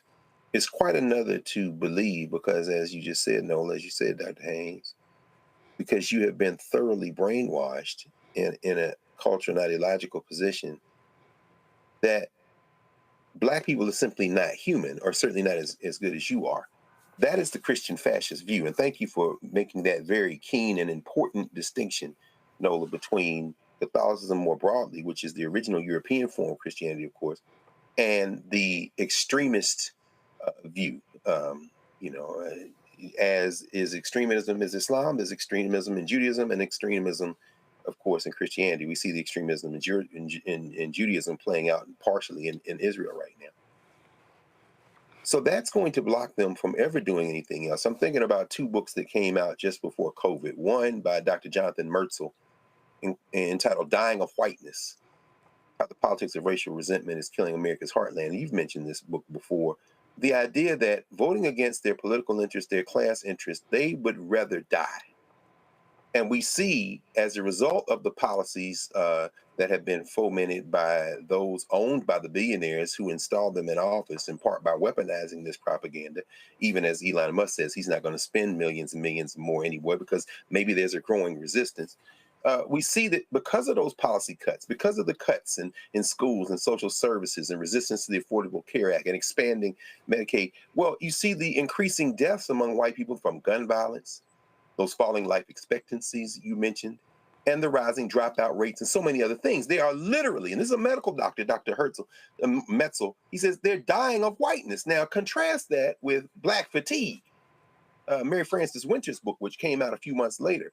Black fatigue, how racism erodes the mind, body, and spirit. We are tired of trying to appeal to people based on our common humanity when they are looking at us like, it's not that I hate you, Black girl. It's not that I hate you, Black boy. It's just that you're a different species. And I look at you the way I might look at my pet, sometimes with sympathy, sometimes with celebration if you're my favorite rapper or basketball player, but always as something just a little different than I am. Those would be the liberal Afrikaners in South Africa. In fact, when Ramaphosa brought his cabinet there, he had some Afrikaners with him. I look at Ernie Els, the Big Easy, the golfer who tried to plead to his common whiteness with Donald Trump yesterday in the Oval Office. And I wonder, does Ernie Els look at Cyril Ramaphosa as being his equal? Or does he just say, I tolerate you and you're a nice species, but you're a little bit different than me?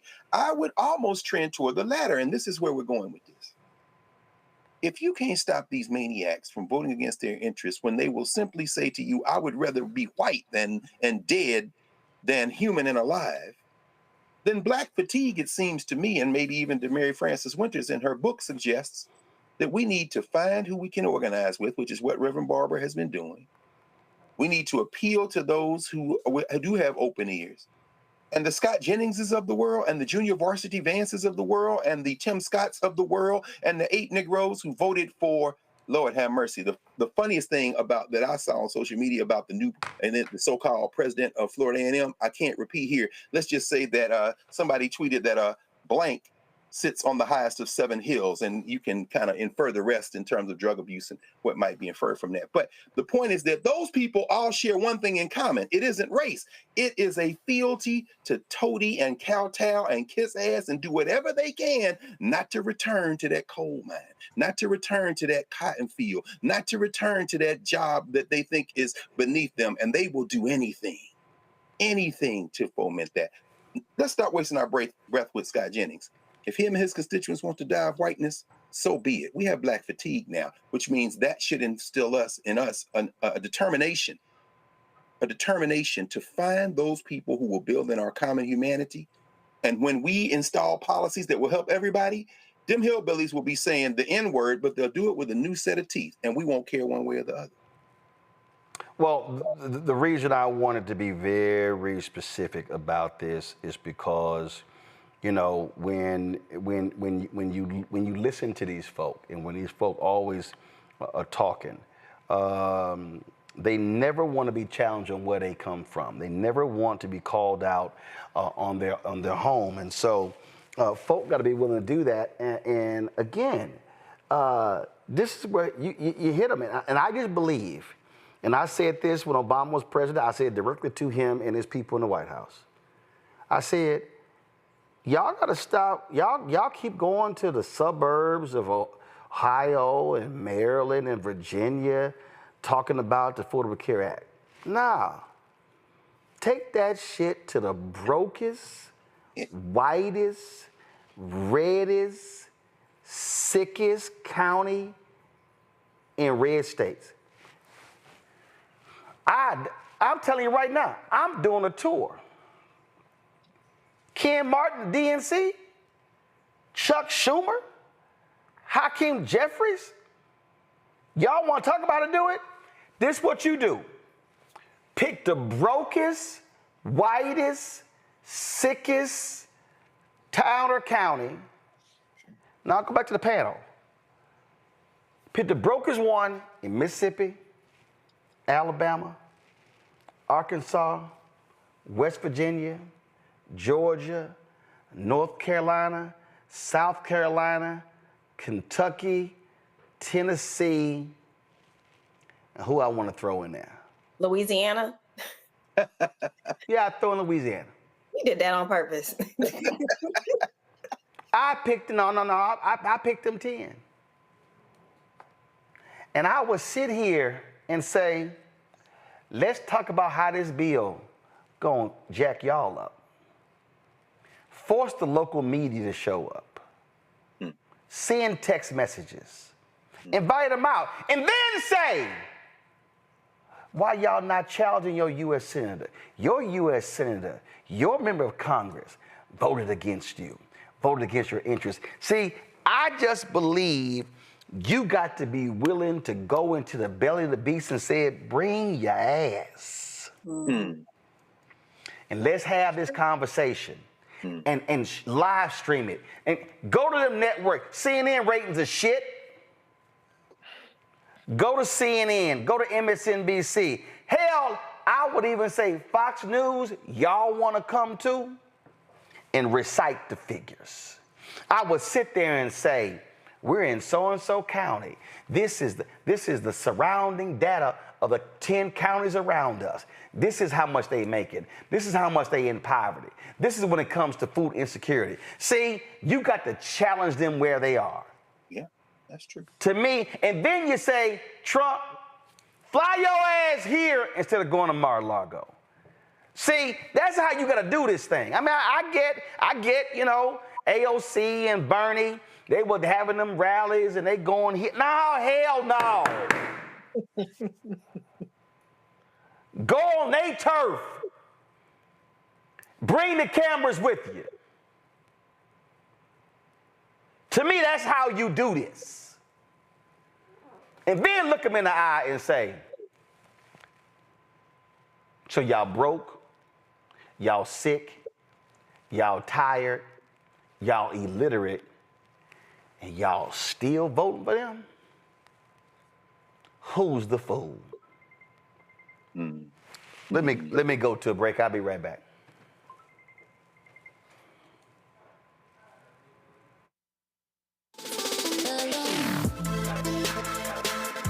Hey y'all, welcome to The Other Side of Change, only on the Black Star Network and hosted by myself, Bria Baker, and my good sis, Jamira Burley. We are just two millennial women tackling everything at the intersection of politics, gender, and pop culture. And we don't just settle for commentary. This is about solution-driven dialogue to get us to the world as it could be and not just as it is. Watch us on the Black Star Network, so tune in to The Other Side of Change.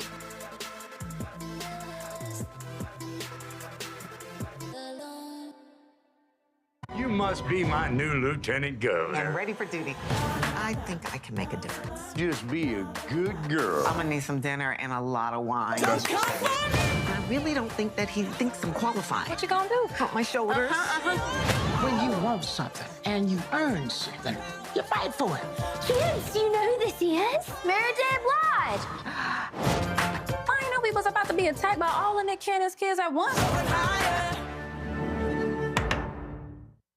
How you doing? My name is Mark Curry, and you're watching Roland Martin, unfiltered, deep into it, like pasteurized milk without the 2%. We getting deep. You want to turn that shit off? We doing an interview, motherfucker.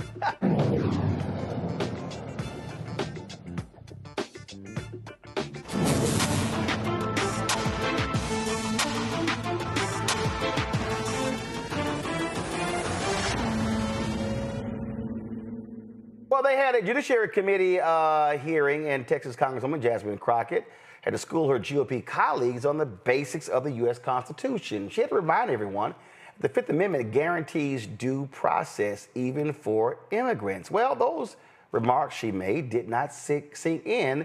This is what happened when California Congressman Kevin Kiley decided he wanted clarification from the Congresswoman. Who accused me and my colleagues over here of ignoring the Constitution. And if that were true, that'd be a very serious matter. So I did want to just inquire as to what exactly the accusation is. So I'll happily yield to the gentlewoman from Texas if she'd like to respond. Do you believe that someone who has snuck into our country, entered the United States illegally, that the due process requirements for that individual are the same as they are for a U.S. citizen?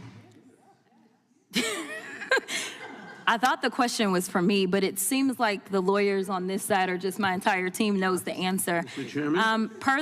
Per the Constitution, yes, if you are on our soil, you are guaranteed due process. And the fact that there's even a question is why we are struggling right now.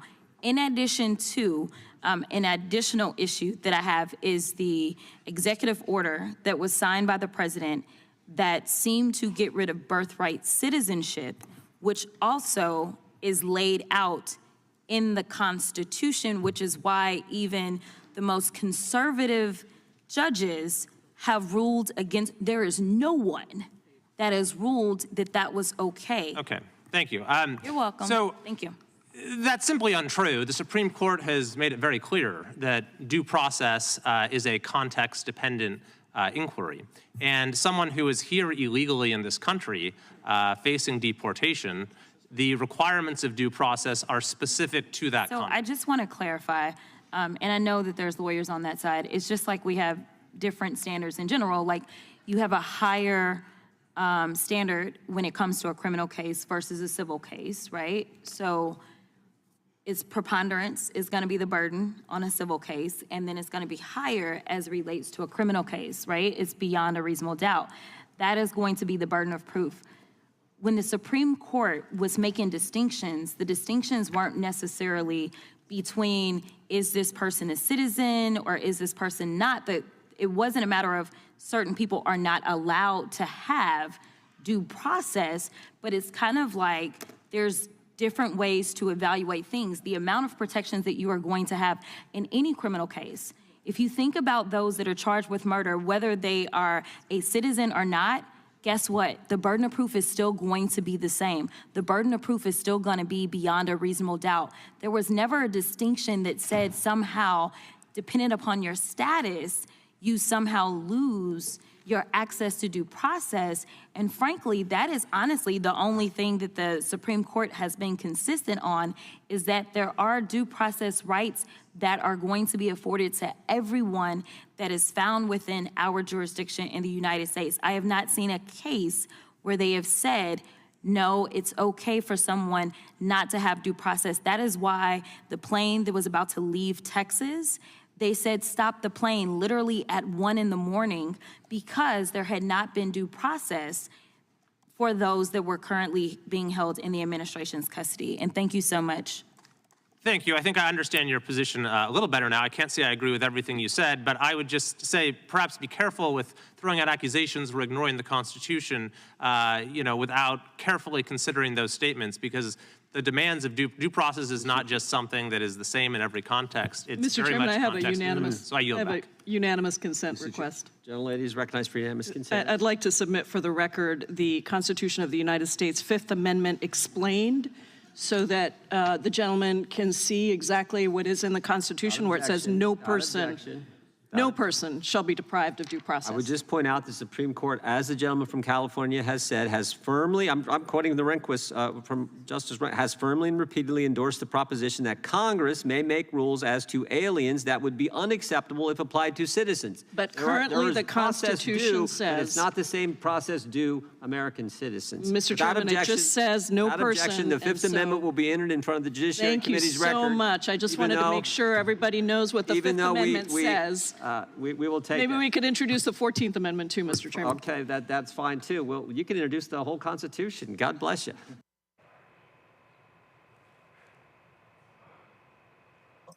Greg, that was a heart attack over here. Man, fuck. No. Listen to this bastard. You can introduce the whole Constitution. The only 3 words that mean anything in what he said at the end were the last 3. God bless you. These are theocrats. Let me be very clear about what we just heard. This has been litigated. The Fifth Amendment applies to the United States. The reason we needed a 14th Amendment is because guess who wasn't included in the first 10 amendments to the United States Constitution, or the Constitution, as full humans, African people, and indigenous people. The 14th Amendment to the United States Constitution is when the concept of citizenship was codified. This is the point she was making. So people talking about people here illegally, people here illegally. MF, you're the first one that came here illegally, you bastard, but there was no citizenship rule. You took this land from the indigenous people and then wrote a document that did not establish a rule excluding people on the concept of citizenship, only on the concept of humanity, which you claim for yourself, and created a legal universe that excluded everybody but white people. And white people was to be determined by you, as the Irish in the 19th century. Anyway, the point is this. The 14th Amendment, after a bloody civil war, and perhaps we're on the verge of another one, who knows? But the point is this, the 14th Amendment came in to codify who was or wasn't a citizen. And while the 5th Amendment, as she said, reads that no shall any person be subject to the same offense to be put twice in jeopardy of life or limb, that's double jeopardy, nor shall be compared in any criminal case to be a witness against himself, nor be deprived of life, liberty, or property without due process of law. It said person, not citizen. Now let's go to the 14th Amendment, which was passed because the Dred Scott decision said in 1857 that black people had no rights that any white person was bound to respect, because if in Massachusetts they decided to give you citizenship, that was fine. If in Texas they decided not to, that was fine. Because as Africans, we weren't part of the legal universe. The 14th Amendment was passed for that reason. Now, the clown now thinks it only applies to black people, but it should shut his damn mouth. Now, the point is this, finally, the 14th Amendment, Section 1. All persons born and naturalized in the United States and subject to the jurisdiction thereof are citizens of the United States and the state in which they reside. That is a direct shot at Roger Taney, who said that you're a citizen of a state and the United States. He made up a legal fiction of federal citizenship as if you can be a citizen of the United States and there's some place where it's not subject to the polity of the jurisdiction of the United States. But that's fine. They cured it there. But the problem, what they're going after birthright citizenship for is the second part of that first sentence, which says subject to the jurisdiction thereof. It's a lie. The Kim Wong-Ark case settled that. That was a guy who was born in San Francisco, whose parents had come from China, and he is one of the few people in the United States Supreme Court history who has his name in a decision. If somebody said, you're not a citizen, he said, my name is Kim Wong-Ark. The Supreme Court said I was a citizen, didn't stop when he went to El Paso, Texas a few years later. Them crackers down there arrested him and accused him of not being a citizen, and it took him months to prove he was, with a Supreme Court with his case with his name on it in his back pocket. But the important, and here is the important sentence in the 14th Amendment. It says, no state shall make or enforce any law which shall abridge the privileges and immunities of citizens of the United States, same as the 5th Amendment, nor shall any state deprive any person, not citizen, person of life, liberty, or property without due process of law. That's the due process clause. But here's the problem. Well, we just heard this white nationalist, God bless you. You can put the whole Constitution. In other words, who gonna check me, as you always say, Reese? The problem is this. What these white boys are trying to do, white boys and girls, they want judges to say in the 14th Amendment and in the 5th Amendment, well, the 14th Amendment is the important one here because that's the citizenship clause. When they said person, they meant citizens. When people say, no, they said persons, they said, no, go back to Section 1 at the beginning. All persons born or naturalized in the United States and subject to the jurisdiction thereof. There's enough air in there for the right-wing judge to say, yeah. So the interpretation I'm going to give, this is what they teach in law school when they start talking about statutory interpretation. I interpret person in that second sentence to mean citizen, as it is and should be controlled by the first sentence. It's a fringe argument. It never had any breath in it. But because you Negroes decided that elections don't matter, and then because the Democratic Party does silly things, like let people die in office. You know, the last 8 members of the federal legislature, 7 in the House and 1 in the Senate, that died in office, all of them was Democrats, 215 to 214 last election. Connolly of Virginia, you got Grijalva of Arizona, Sylvester Turner in Texas, and before that, Pascrell of New Jersey, Jackson Lee of Texas, Payne of New Jersey, Feinstein of California, Senator Feinstein, and McKeeshan of Virginia. Everybody died in office. It got close enough to steal, and now we got to go on this hell ride together. Jasmine Crockett can't explain this to them any clearer, but they don't care. They don't care. The law is whatever the hell the judge says it is, and if you don't agree with the judge and the judge don't agree with you, and you're the president of the United States, you know what they can do? They can ignore the law, and we're going to be in the streets. This is a serious thing now.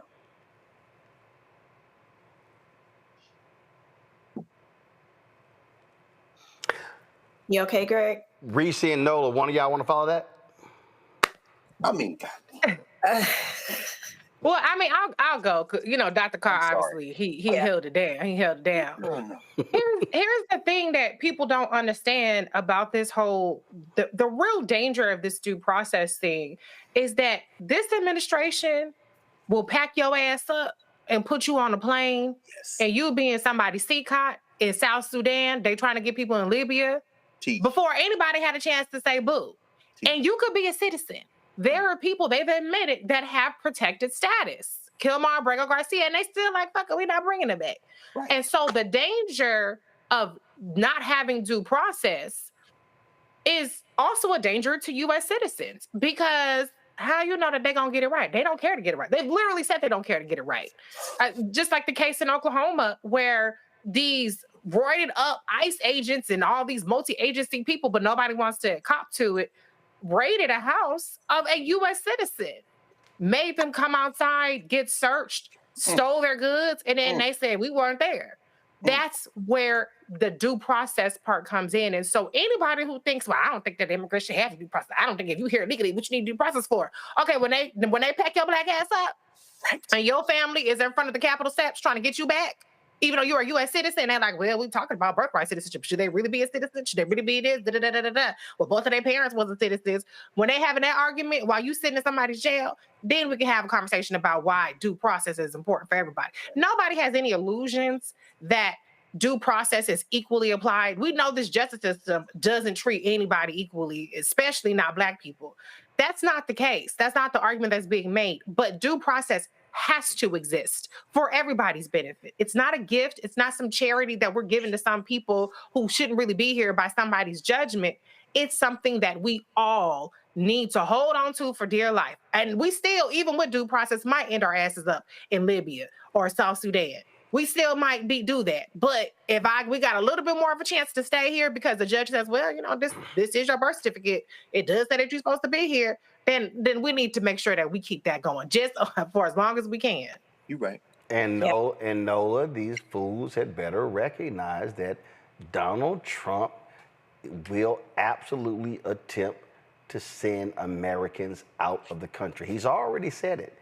And of all the people who say, well, I know he said it, but no, if they say it, believe those assholes gonna do it. Absolutely. And Marco Rubio is parroting the same talking points. Now, that's the part that scares me, right?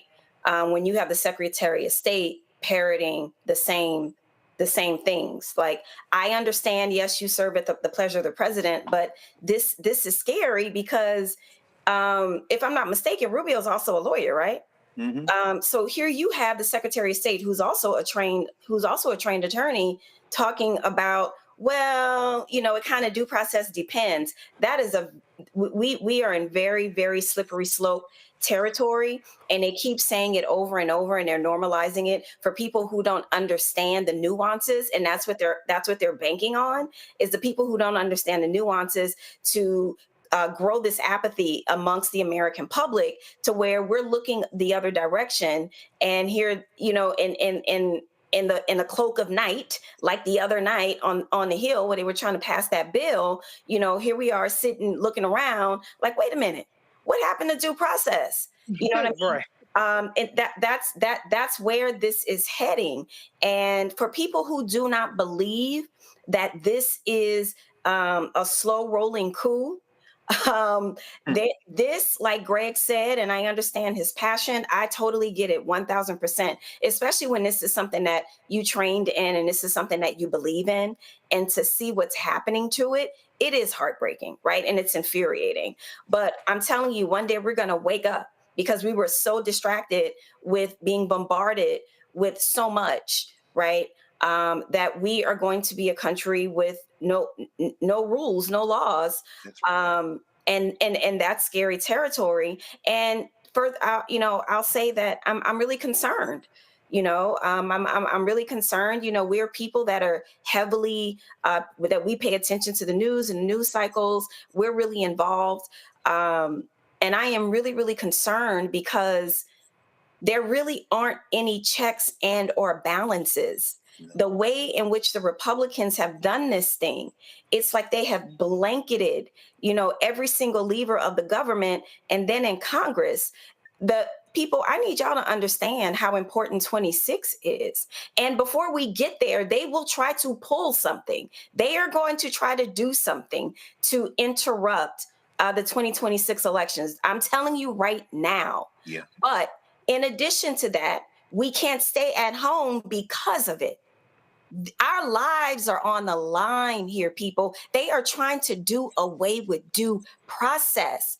They are trying to do away with the Constitution. That's right. That is the foundational document of this country. And like Greg said, that document has not always served us.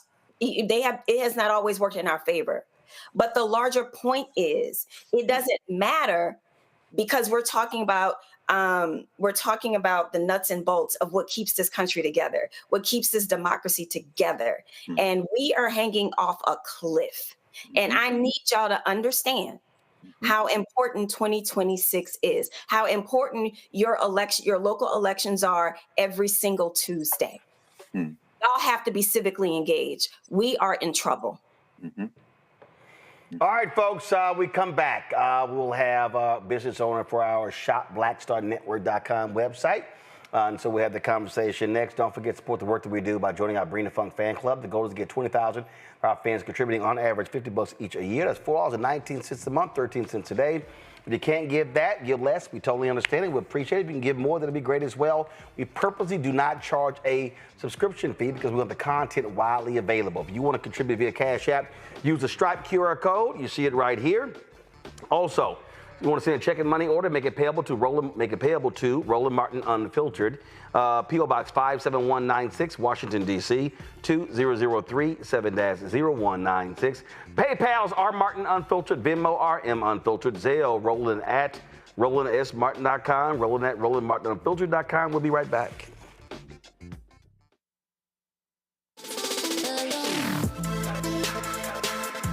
Hey y'all, welcome to The Other Side of Change, only on the Black Star Network and hosted by myself, Rhea Baker, and my good sis, Jamira Burley. We are just two millennial women tackling everything at the intersection of politics, gender, and pop culture. And we don't just settle for commentary. This is about solution-driven dialogue to get us to the world as it could be and not just as it is. Watch us on the Black Star Network, so tune in to The Other Side of Change.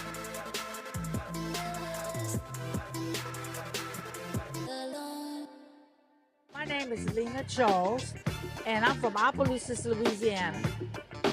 Yes, that is Zydeco capital of the world. My name is Margaret Chappelle. I'm from Dallas, Texas, representing the Urban Trivia Game. It's me, Sherry Shepard, and you know what you watch. Roland Martin on Unfiltered.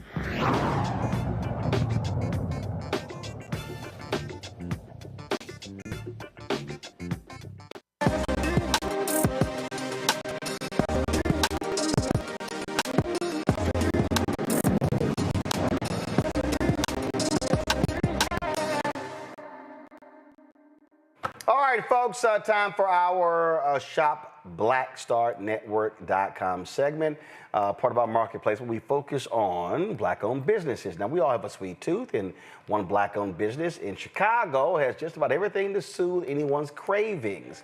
Popcorn, the cookies, ice cream, and brownies. They have it. Layla Batoy Dillon, the founder, joins us right now. Is it Batoy or Bitoy? Just pronounce that for us. Layla Batoy. Batoy. So the company is Batoy Sweet Treats. That's it? You got it. All right. So here I have a box right here. Give me give me camera 3. Come on. Show me the one back. Okay, there we go. All right, so I got the big box here. We see Taste the Magic right here. And so in the box, let's see, I've got, a walnut brownie. All right. Now, these sold individual, or do you sell it as a box set? So we have a few different things that are out in terms of individuals. So you can get the individual brownies in a set of 3, 6, or 12. But we also have some bundles that are available. And what I'll say is, first, thanks for having us on the show. I'm Layla Batoy Dillon, CEO and founder of Batoy Sweet Treats. We are a luxury treat manufacturer here in Chicago, going on 10 years of business. We're all about food, family, fun, and legacy. And you can find our products in amazing marketplaces like here, but also in O'Hare and Midway airports as well if you're traveling here locally to Chicago. So I'm going through this here, and again, I see a walnut brownie. Let's see right here. We've got, is this a lemon cake? Is that what this is? So those are going to be cupcake cookies. Okay, all right. So cupcake cookies. So I've got lemon. Let's see here. I've got red velvet. And I can't see the box that you're going through, so I can't see. No. Don't worry. I'm just naming them off. So I got I got red velvet here. I got lemon blueberry. It's another lemon blueberry. Let's see here. I also have in here. Let's see here. Gourmet Chicago popcorn. I got that.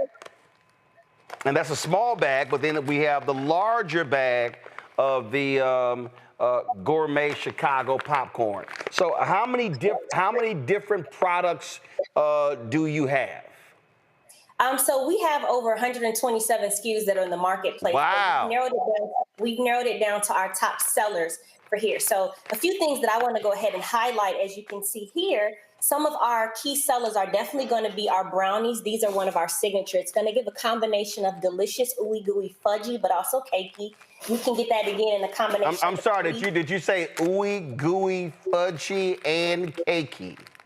Ooey gooey fudgy and cakey. We use cacao and semi-chocolate chips. So if you heat this puppy up, it is giving all the things that you need, and you can slap some ice cream on it if you're into that. Okay, well, I don't have any ice cream. Yo, Terrell, come here. Go pop this in the microwave.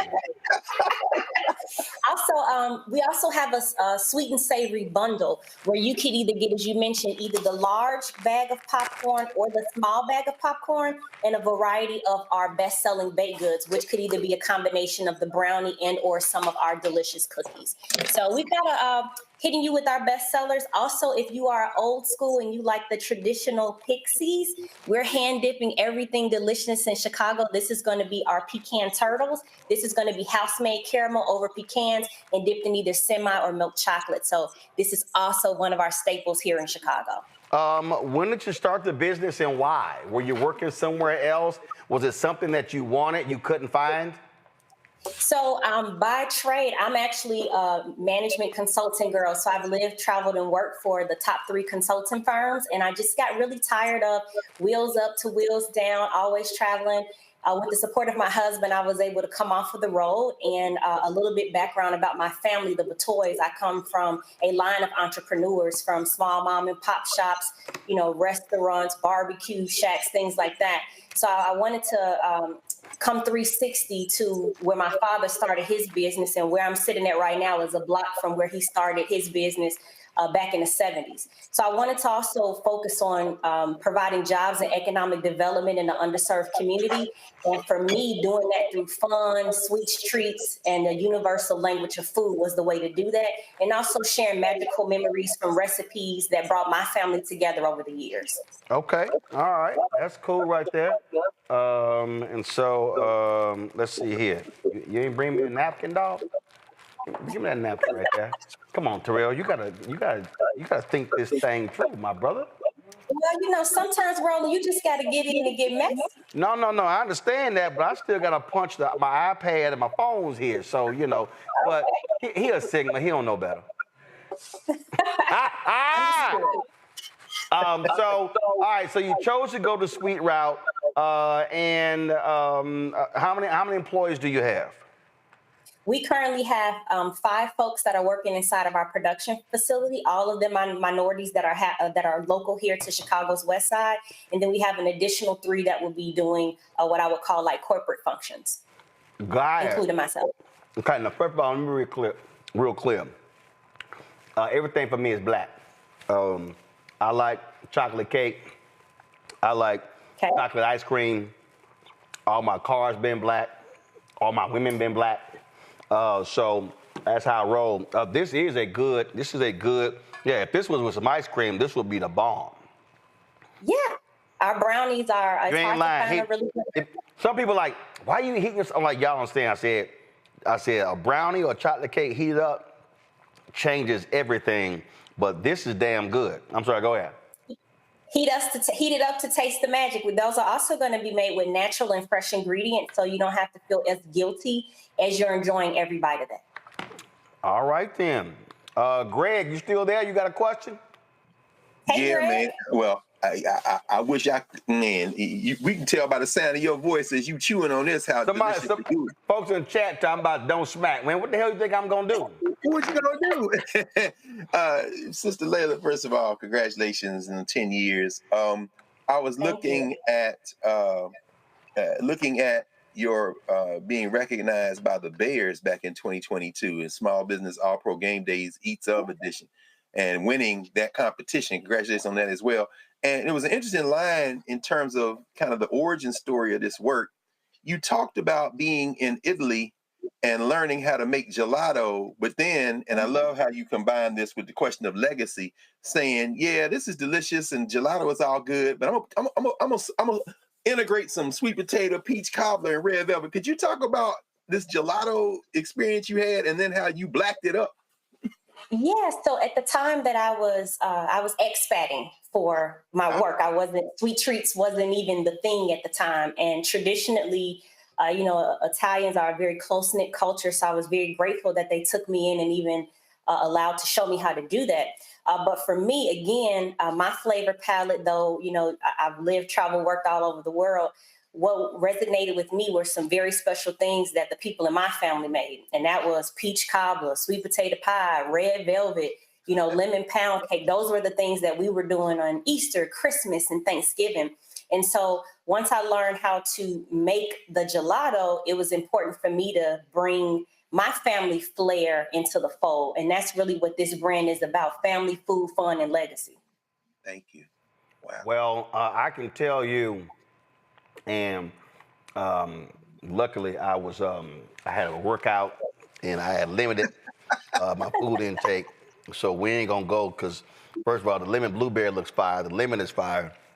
Only thing, my wife, she do that gourmet popcorn. I don't do all that. So she crazy about Garrett's and all y'all people in Chicago.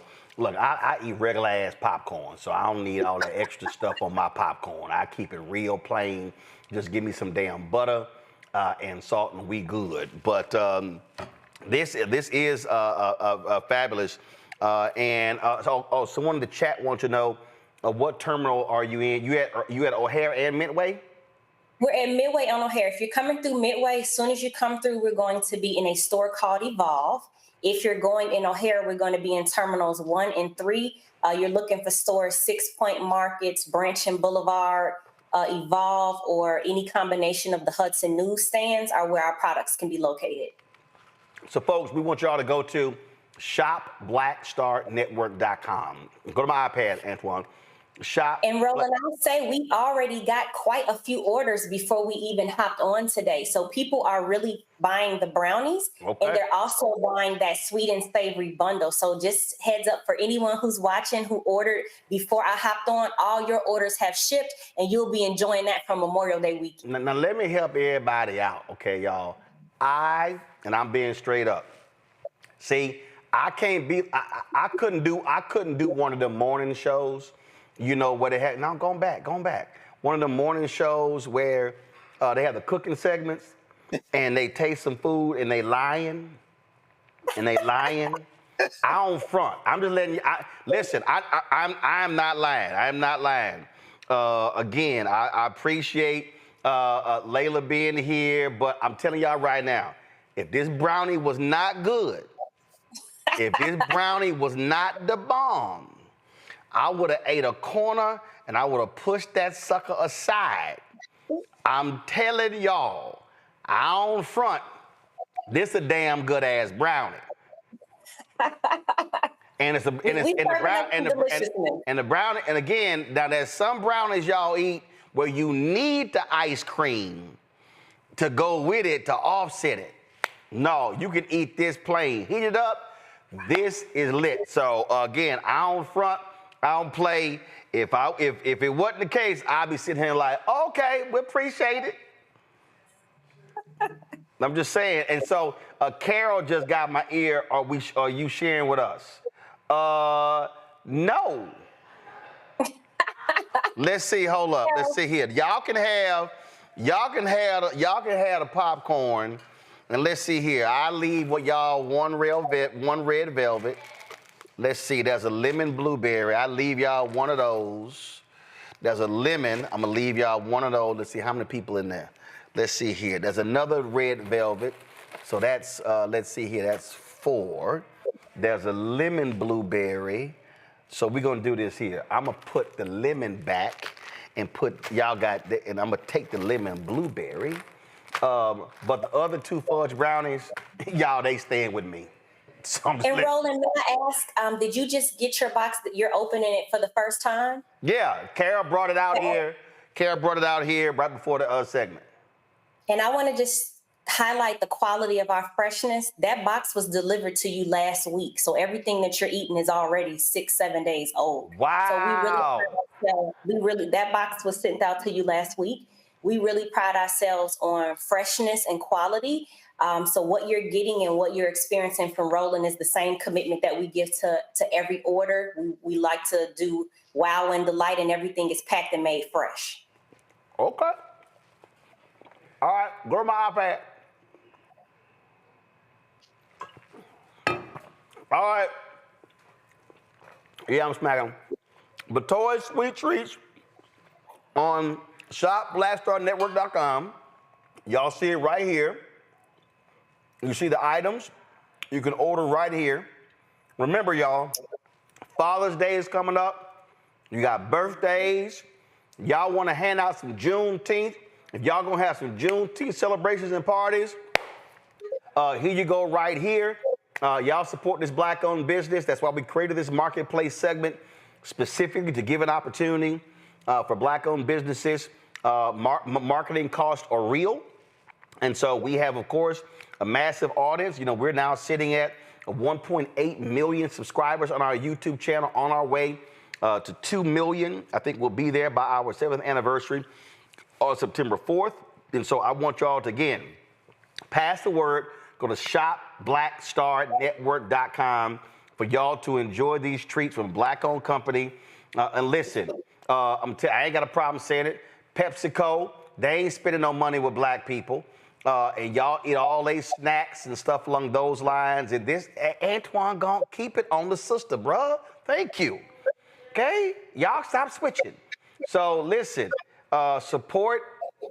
We need our people to be in the habit of making it intentional with our purchases. I need people to understand, you buy snacks all the time. You're buying popcorn all the time. And so yesterday, you're buying golf balls. You're doing those things. You're buying coffee. And so we've had three brands on 3 consecutive days. So y'all be sure to support it. And so again, Layla, this is awesome. And again, this fudge brownie is the shit. And so I'm not gonna eat a second one today. I ain't gonna send a second one today, Layla. So I'm gonna hold off, and I ain't gonna do it tomorrow because I'm trying to sit here. Because again, I got a golf tournament in 3 weeks. So goal is to drop 10 pounds between now and then. But we gonna hit this weekend with some ice cream. But again, absolutely great job. And you were talking about, you about to make a point about the packaging. Yeah, this is not flimsy packaging. This is, and listen, I understand when it comes to business, packaging costs money. But this is some really good packaging. It will protect your stuff. So congratulations again on this here. And so appreciate you coming on the show. Thank you for having me. Thanks a bunch. Again, folks, pull it up. Go to shopblackstarnetwork.com. Shopblackstarnetwork.com. And you can sit here and you can check it. You can check it out right here. The products. So, Layla, we appreciate that. Greg, I ain't lying, Greg. This brownie is okay. I know, Greg, you super black too. So get you a black brownie, Greg. All right, Layla, thanks a lot, folks. That is it. That's appreciated. That is it for us, folks. We appreciate all of you watching. We have more than 5,000 people watching us live just on YouTube. We want y'all right now. Still more than 4,000. I need y'all to hit the like button. We only at 1,800. let's get to 2,500 before we get out of here. That's critically important. So there's a lot going on, y'all, that we're working on, that we're focusing on. We're launching new shows, beginning Monday, we're going to be distributing the show Truth Talks. Y'all got the promo ready? All right, so Truth Talks is coming to coming to the Black Star Network. Roll it. Coming soon to the Black Star Network. Let's go. Truth Talks is the fastest growing show about pop culture, and now we're exclusively on our own channel. Go ahead, say it, man. Attention! We're back. We gotta stop letting this slide. Bigger and stronger than ever. I mean, I just have questions. Season 2 is reloading May 26th at 8 p.m. Eastern Time. What's up? With new hosts. Let me tell you what damn time it is. And big celebrity surprises. Kiss my behind. It's Oprah Winfrey. Subscribe today at Truth Talks Live. Give black people what they need, and we'll show them for you. And don't miss out on all the upcoming viral moments. Simulcasting weeknights at 8 p.m. on Roland Martin Unfiltered and Black Star Network and Truth Talks Live. I'll see you there. Folks, what's going to happen is our show will be ending at 8 p.m. and we'll be sending y'all over to Truth Talks. It'll be airing on our Roland Martin Unfiltered channel under our Black Star Network banner. So we're looking forward to that. So it's a lot that we are working on, a lot that we are doing. I told y'all I'm working on some stuff. I'm going to share for y'all. I got to take a look at it first. We shot a business pilot show about a week ago, and so we've been working on that as well. And so it's a lot we got going on. We're going to be working on a health show in addition to the shows that we already have. And so we're just methodically building this. Also, let me show you this here. I was looking earlier, and so I told you last week, remember YouTube dropped their rankings last week, where they're now ranking YouTube, the top 100 podcasts on YouTube. And so they dropped it last week, and guess what? Pretty cool. We ranked number 78 on their charts last week, and I don't understand why I can't. Hold up, I gotta switch devices. We were ranked number 78 on YouTube as a result. But guess what? This week we are number 67. We are number 67 this week. So we appreciate folks supporting what we do. We're climbing up the charts. My goal is to get us in the top 50. And so things have been going absolutely fantastic. And so we appreciate everybody that's been watching the show, that supports the show, that's been sharing. That's why these likes are important, because when we send that stuff out, and so this right here, you see right here, the weekly top podcast in YouTube for May 12th through the 18th. And so you see these shows right here. And so we're going to go on down here and see where we sit. And so, boom, we're number 67. So we appreciate y'all supporting what we do. And we're just going to keep building and building and building and building and building. So, all right, folks, that's it. If y'all want to support the work that we do, please contribute to us via Cash App. Stripe QR code. Here you go right here. Click the Cash App button to contribute. You can also use this QR code for credit cards. So you're checking money order to P.O. Box, make it payable to Roland Martin Unfiltered. And, of course, P.O. Box 57196, Washington, D.C., 20037-0196. YouTube, hurry up, y'all. You got 2,200 likes. We're 300 away from 2,500. And y'all sitting over here, y'all playing around, so hit that damn like button. You want to contribute via PayPal, R. Martin Unfiltered, Venmo, RM Unfiltered, Zelle, Roland@RolandSMartin.com, Roland@RolandMartinUnfiltered.com. Also, download the Black Star Network app, Apple phone, Android phone, Apple TV, Android TV, Roku, Amazon Fire TV, Xbox One, Samsung Smart TV. Of course, you can also get my book, White Fear, How the Browning of America is Making White Folks Lose Their Minds. Available bookstores nationwide. Get your Roland Martin Unfiltered swagger. Also, Black Star Network swagger. Get our merchandise. T-shirts, hoodies, wall art, mugs, and more. Go to rolandmartin.creator-spring.com. QR code there as well. Don't forget, I want you to also download Fanbase. Get the Fanbase app. If you want to invest in Fanbase, go to startengine.com/Fanbase. And I'm leaving something out. Don't I have something else I'm supposed to be promoting? I don't have nothing else. Oh, be sure to check out She the People on Netflix. Get the trailer ready. Starring my girl Terry Vaughn. We're gonna have her. We're gonna have my interview with her tomorrow. We shot it last week, so check it out on Netflix. Roll it. You must be my new lieutenant governor. I'm ready for duty. I think I can make a difference. Just be a good girl. I'm gonna need some dinner and a lot of wine. I really don't think that he thinks I'm qualified. What you gonna do? Pump my shoulders. When you want something and you earn something, you fight for it. Kids, do you know who this is? Mary J. Blige. I didn't know we was about to be attacked by all of Nick Cannon's kids at once. All right, She the People streaming right now on Netflix, folks. I'll see y'all tomorrow right here, Roland Martin Unfiltered on the Black Star Network.